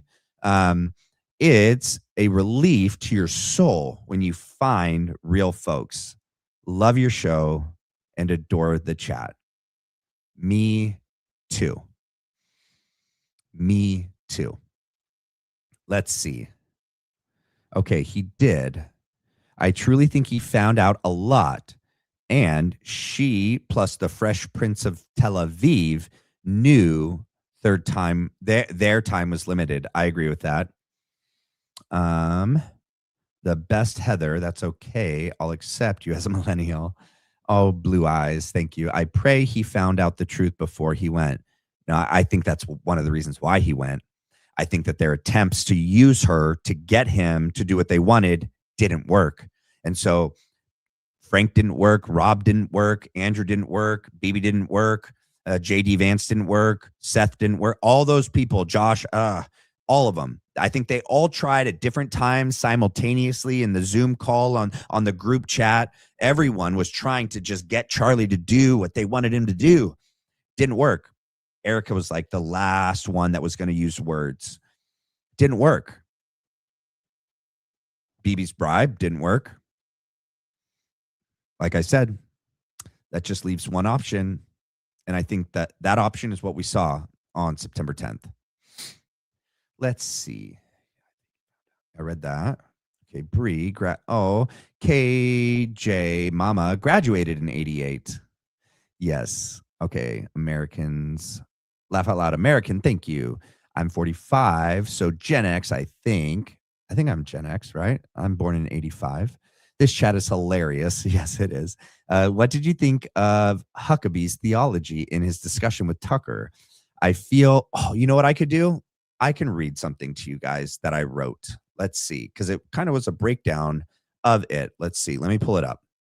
Okay. Let me share. Let me go to here. Let me highlight it so I can see it. All right. Let me go here. My wife said I shouldn't say that. Like, I'm going to open this tab. I'm going to do this. But I mean, if I don't, then it's just you guys staring at me going like this. And so I'm just kind of giving you a play-by-play. All right. I'm going to leave it on my face, but I'm going to read this. Let's see. I think one of the big reasons that why they had to take Charlie's life, one of the big reasons was to really get rid of him before we go to war with Iran.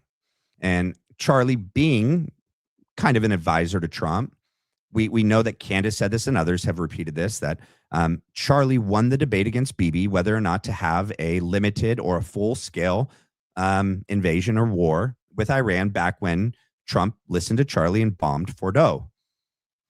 Bibi lost, right? Bibi wanted troops. He wanted more. The Trump administration in Philly and all those individuals, I think, had already made up their mind that we were going, what we were going to do. Oh, voice to text doesn't do great. And I didn't edit this, but we'll keep going. And to go to war with Iran. And Charlie was going to continue to be very, very outspoken against this and opposed. And he posed a very significant problem. Okay, given, and then I talk about what I thought, because he talked about the Einstein files, and that the first files that were released didn't, paint a good message, a picture of Israel's involvement and others' involvement, high-level individuals in this administration, and that the second cache of documents showed even more. And that only just came out. Imagine if Charlie was here doing what Ian and Tucker are doing, talking about this, and others as well. Can you imagine if Charlie was around when the third cache finally comes out? How much more he would point to those in Philly, how it would point more to those in Philly and those in the Trump administration. They knew Tucker and Charlie weren't going to stop. This is one of the last interviews that Tucker and Charlie did together, right? They were already turning on their views on Philly, being outspoken on Iran, not going to war with Iran, the genocide in Gaza, the Einstein files. They couldn't have Charlie and Tucker out here at the same time telling us the truth, helping us, speak up. I said, and this is the concept with the Ash study, that people change their responses based on the crowd. And then I quote the study. People actually will say a line is shorter or a line is longer, even though they know it is not. Yeah, the pressure of the group on us, okay? And having Charlie and having Tucker out here speaking up, questioning, holding power accountable, we would become more courageous and brave to speak up and demand accountability. Let's see. The next one. Tucker is being very generous here, but they're talking around the point, a very important point, the legitimacy of the biblical promise from God to the Jews, the historical precedent, and this international law that Huckabee is appealing to is in fact what gives them the supposed right to this land. My question is then, where will this end? Because in the original promise, like Tucker mentioned, it points out not just what is the now physical land of Israel, but it is what is now Israel, and then what is part of 4 to 5 other large parts of countries. And if we give in on this, what would Bibi stop? What would the government of Philly stop? They wouldn't. And I think that's part of this whole war with Iran. It won't end. This is why they want Iran. This is why they want Palestine. And they're going to want Yemen and Jordan and who knows how much. Let's see. And then I say that I do think it's reminiscent of World War II and the living space idea that certain individuals had in that the National Socialist Party, that they needed to fight and gain back land that was lost in World War I, and they needed more space for their people, and that they had supposed historical right to the land. It seems pretty similar to me. And then let's see. I said that Huckabee needs to be logically, ethically, and morally consistent, which he's not being, and no other people group has the right or justification, has a biblical, prophetical, moral right to a land like the Philadelphians claim their rights for Philly. This isn't a universal right, only ones that the Philly has and people in Philly. And I think we can point to the fact that these people that bought Philly and formed it back in post-World War II, they weren't practicing Jews, right? And I think we should question Huckabee's main argument that that there's this international legal precedent and that's why they have a right. But I mean, he shifts the goalpost like, oh, it's because of God's promise. Well, if it's God's promise, why do they only have this land? Why aren't we taking it all the land that's in that promise? Why aren't we saying that Philly has the right to all the land in the promise? Why are we saying, well, God made this promise and we need to give it to them because it's a promise from God, but we're stopping and saying just this land? Well, why aren't we saying that to other peoples and other countries? To me, it's just crazy. And he shifts the goalposts all over. It's nuts. Let's see. Do you have a way I can donate to your channel without giving half of it to YouTube?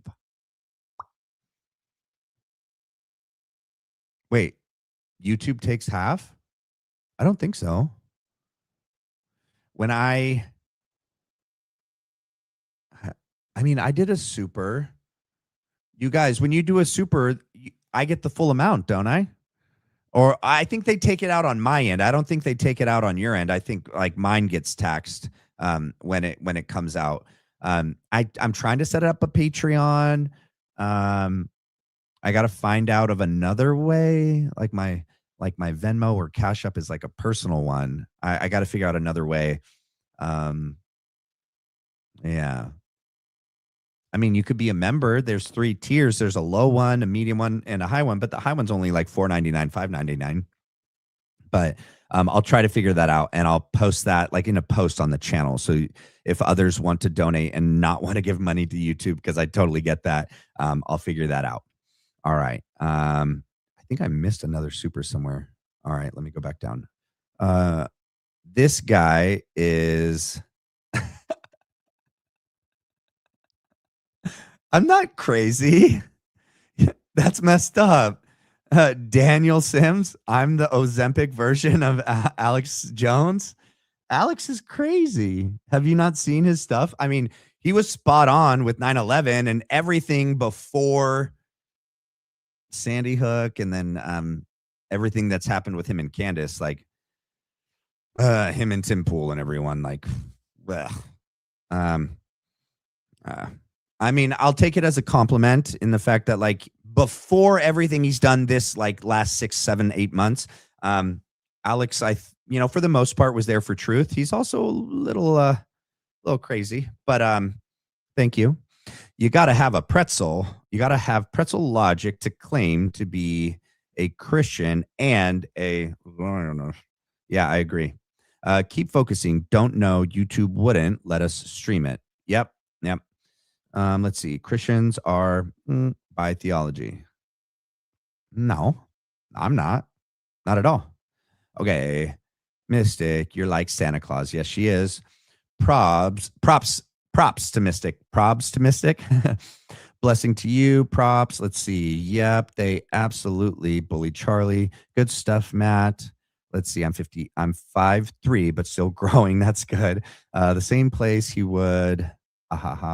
Good take. Thank you. You are a gem, Queen Mystic. You truly are a sweetheart. Much love to you. I agree. She's the best. Let's see. Wait, Daniel, you're not Daniel Sims. Who are you calling a loser, man? This is a good, healthy community.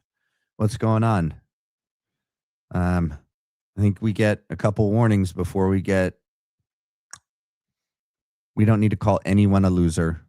Okay, I'm 5'2", love vertically challenged. I'm so thankful that my husband and I have been on the same path, the same peeling and of the layers of lies of the onion. Yes. Let's see. Okay, she had me fooled when she forgave. Yeah, so quickly, 100%. Well, she didn't have me fooled. That was like right away when she did that, I was like, come on. Come on now. Appealing to our faith and our religion, that, oh, it's biblical. How can you forgive someone if you don't actually know that they did it? Nah. Yeah. Let's see. All right. My phone's at 3%. Time to go. Yes. Go charge your phone. 2018 was crunch time for midterms, right? Okay. Her Christian facade is so fake to me. It's nauseating. I agree. Her punchline's very robotic. I agree. Okay. Charlie was a smart man. He had to see it. I mean, I think so. everyone on that side, Frank Turek and all of them are going to say, Charlie was just so smart. Do you really think he was so bad at picking those around him? Like you would have to believe that Charlie was a moron if he didn't see what you guys are saying you see. It's like, no, both can be true. He can be very smart and be very bad at picking up on social cues and dishonesty and lies and deceit and fake people. He could have just been very bad at that. Clearly he was. So let's see. Yes, she's absolutely evil. She's certainly not Catholic. Agreed. I've heard her mention Jesus Christ. Oh, no, she doesn't say his name. She says Lord. She just says Lord. She's the opposite of a Christian. I definitely agree. Precious moments. Churchianity. Keep focusing. I've always felt Rob McCoy is the missing piece between TPUSA, Philly, the PSYOP, military intelligence, as told Baron Back on September 10th. We should do a deeper dive on him, or I will pick it back up. Keep focusing. Yeah, I'm going into all of them. I mean, many have already done a deep dive on him, but we can do an even deeper dive. I think all the Calvary Chapel pastors are suspect, and I think our military plants, including Jack Hibbs, Butch Hibbs, Greg Laurie, look at the allegations that have plagued them and their ministries for decades. That just doesn't happen like that with good Christian men. Put themselves continually in situations like that and befriend people that are doing things like that to people that are under the age of 18. EK isn't really a Catholic. No, I don't think so either. Go listen to her story of how she was retelling about her mom tithing. She's like 5 years old. Her mom's like writing a check, and supposedly a 5-year-old goes, so this is her mom. She's writing a check in the pews. And little 5-year-old Erica goes, wow, mommy, that's a lot of money. Why are you writing so much money? And then Erica's mom says, because, sweetheart, this is not our money. This is God's money. And we receive so that we can give. And it just was so fake. 5-year-olds don't ask about the size of a check, let alone understand what the dimensions, the decimals, and give me a break. I do think she's crazy. I agree with you, Michelle. Okay, when you realize everything is fake and meh. Oh, I think I read that one. It's a relief. Yeah, I read that one. Okay. No, she regurgitates the same. I agree with that. Let's see. She's modified. She's genetically modified. Or she's a robot. Okay. We adore you too. I'm glad you found like-minded people here. Thanks for the super chat. Yes. Elizabeth Lane wrote good X post on her explanation of why. Let's see. I'm so far behind again. Oh my God. Let me scroll down. Oh my God. You guys are so quick with your comments. I fall so far behind. Let's see. Let me go to the next one. Let's see. I read that. Oh, Michelle, you're a new member. Welcome to the team. Yes. Look at 76. Are we hanging out? Are we chilling? Are we hanging out? All right, let's see. Let me pull something up. Let's see. I got to make sure, though, when you play on X, you got to make sure that there's no music or anything. Let's see. Hold on. The Muslims who are. Hold on. I like Anna Kasparian. Do you guys like Anna Kasparian? I think she's really good. Watch this guy hold what's her name? Where is it? Where's her name? Madeleine Albright. I'm gonna share it. What do you have? Let me make sure I'm sharing it with you guys. Nope, that's my face. So sorry. Here we go. Ready, set, go. To say about Israel, who is slaughtering Palestinians, who imposed martial law. What do you have to say about that? Those are our allies. Why do we sell weapons to these countries? Why do we support them? Why do we bomb Iraq when it commits similar problems?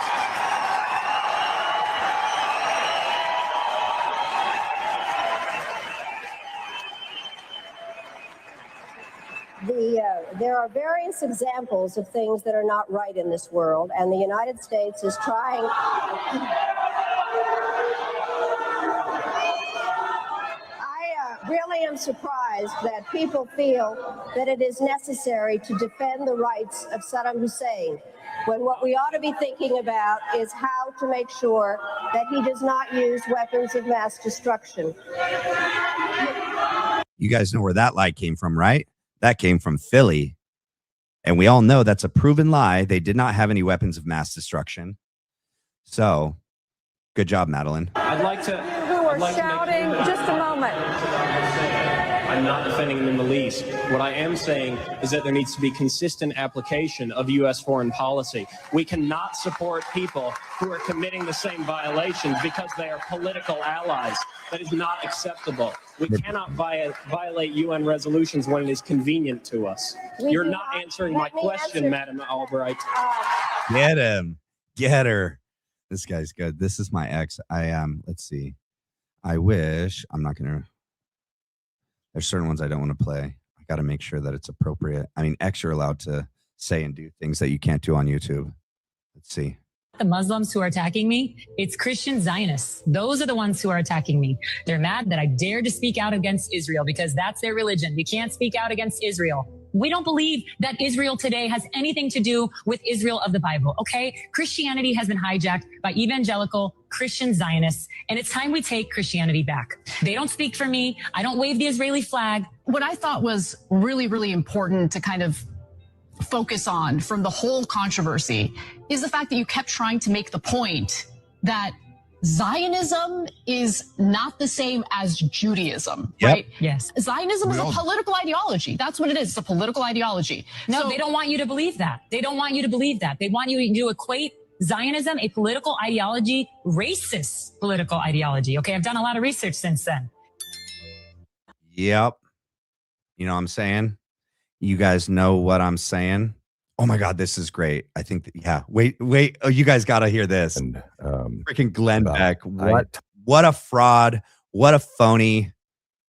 Of course, it's PragerU. Oh my God, it's PragerU, guys. It's PragerU. Times have felt impressions from God. And about 4 or 5 weeks ago, it was overwhelming. I know why I was born. This is why you are here. This is why you were born. And it is to stand at these times and to stand for the truth and to stand, not to sound grandiose, but to stand as other people in history have stood, especially for the Jewish people.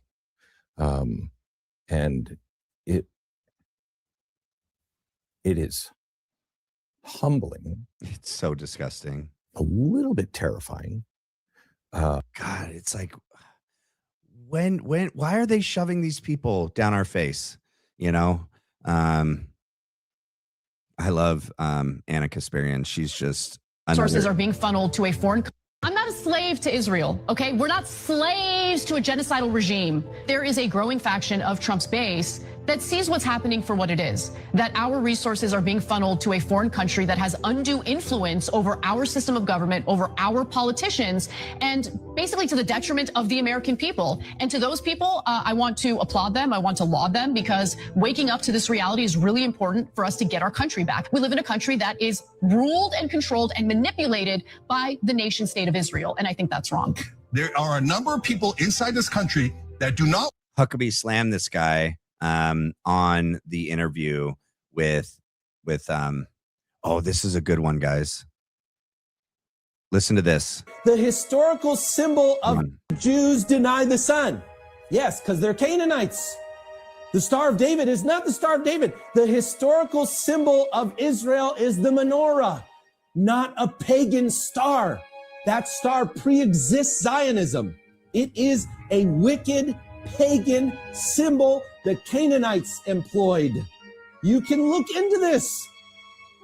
The Bible warned that Israel took up the star of Remphan and Rampha and these pagan gods, serving Moloch and Baal. The symbols, the statements, the Talmud, it's all there. It's all obvious. The Talmud is clearly satanic.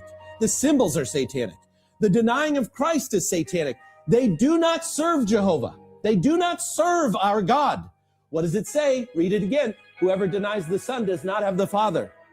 They don't serve the Father. So many Christians are going, we serve the same God. We worship the same God. They're God's chosen people. They are Canaanites. They are not serving God. They do not know the Messiah. They have actually boldly rejected Jesus and have made statements like he's boiling in excrement in hell. Can you explain why the Talmud says that Jesus is boiling in feces in Gehenom? That's because Jesus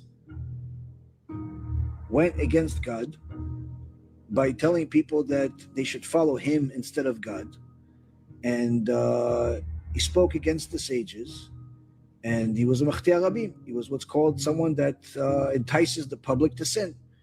And the punishment for someone that entices the public to sin is to go to Gehenom, to a segment of Gehenom, the 7th level of Gehenom. And there's a certain section in there that's boiling feces, and that's where he is. I don't care what they say. I don't care that they say they're part of a synagogue and they worship the same God. No, they don't. Whoever denies the Son does not have the Father. May they repent and come to know him. Some Canaanites can be saved. John 8:42, Jesus said to them, if God were your Father, you would love me.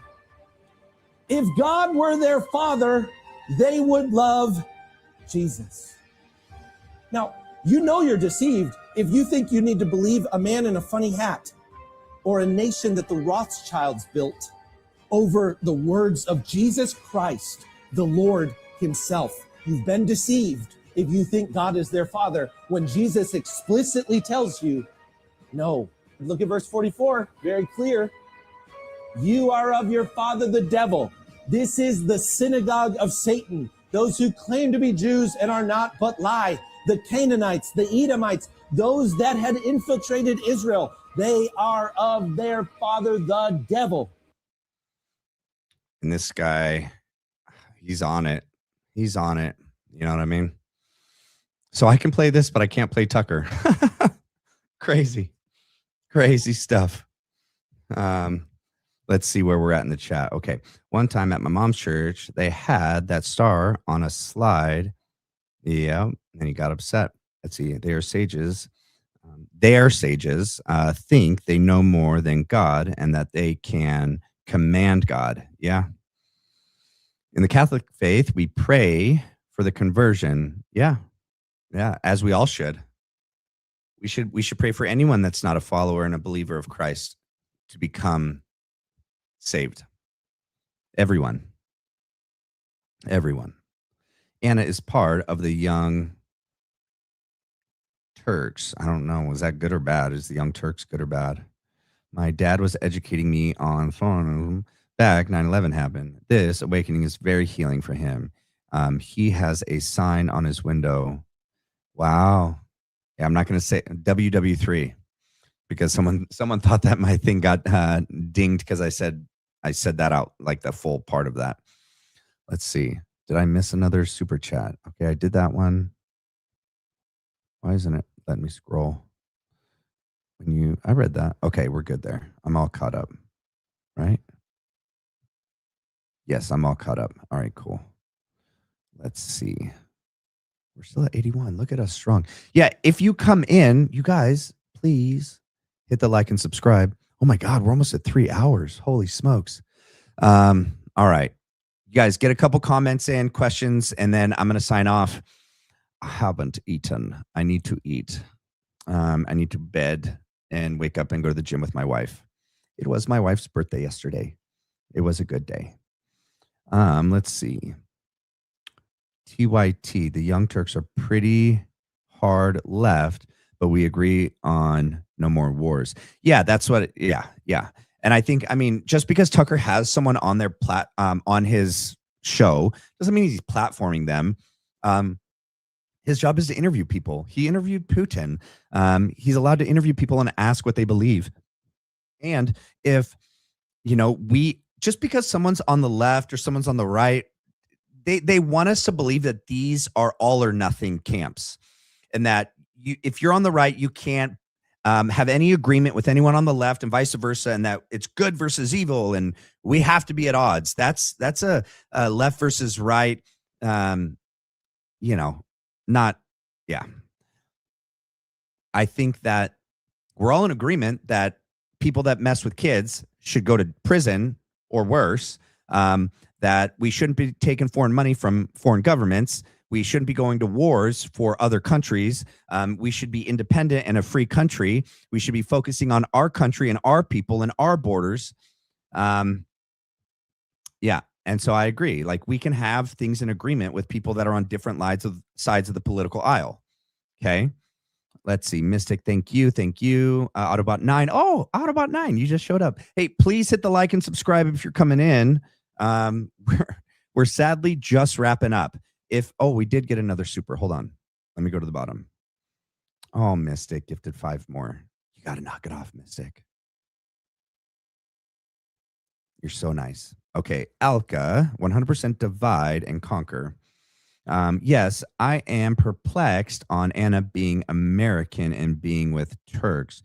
I grew up where lots of Americans lived in Boston. Yeah, I mean, look, you can agree with someone on a point and not ascribe to everything that they believe. Okay, like, we should find common ground with all Americans, whether that's left, right, center, left of center, right of center, fully right, fully left. I think we all agree more on these big issues than anything else, because the ruling elite on both sides, the left and the right, all have been serving this foreign master money and this foreign country for a very long time. Go look at how much money Biden got. Go look at Obama. It's pretty bad that for generations, they've been funneling just a tremendous amount of money to control this country. Let's see. There's also a lot of Armenian Christians too, just so we know. They talk about that with Tucker and Sent. Yep. Okay. You are welcome, y'all. Thanks for being here and supporting Matt. Thank you, Mystic, and the channel and each other. Let's see. Last one, Bree Baby. Thank you, Mystic, for being the queen and always holding it down and being the best. I agree. I love you guys.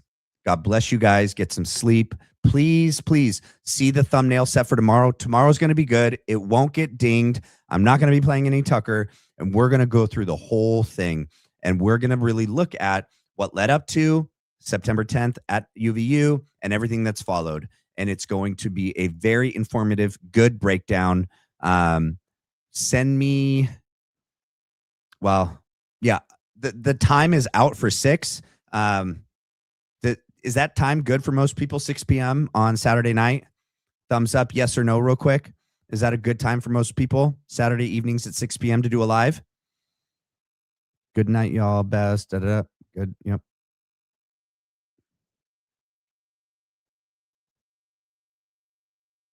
All right. Yes. Okay. All right. American. Sure. Good night. Okay. All right. Good night. God bless you guys. I'll see you tomorrow.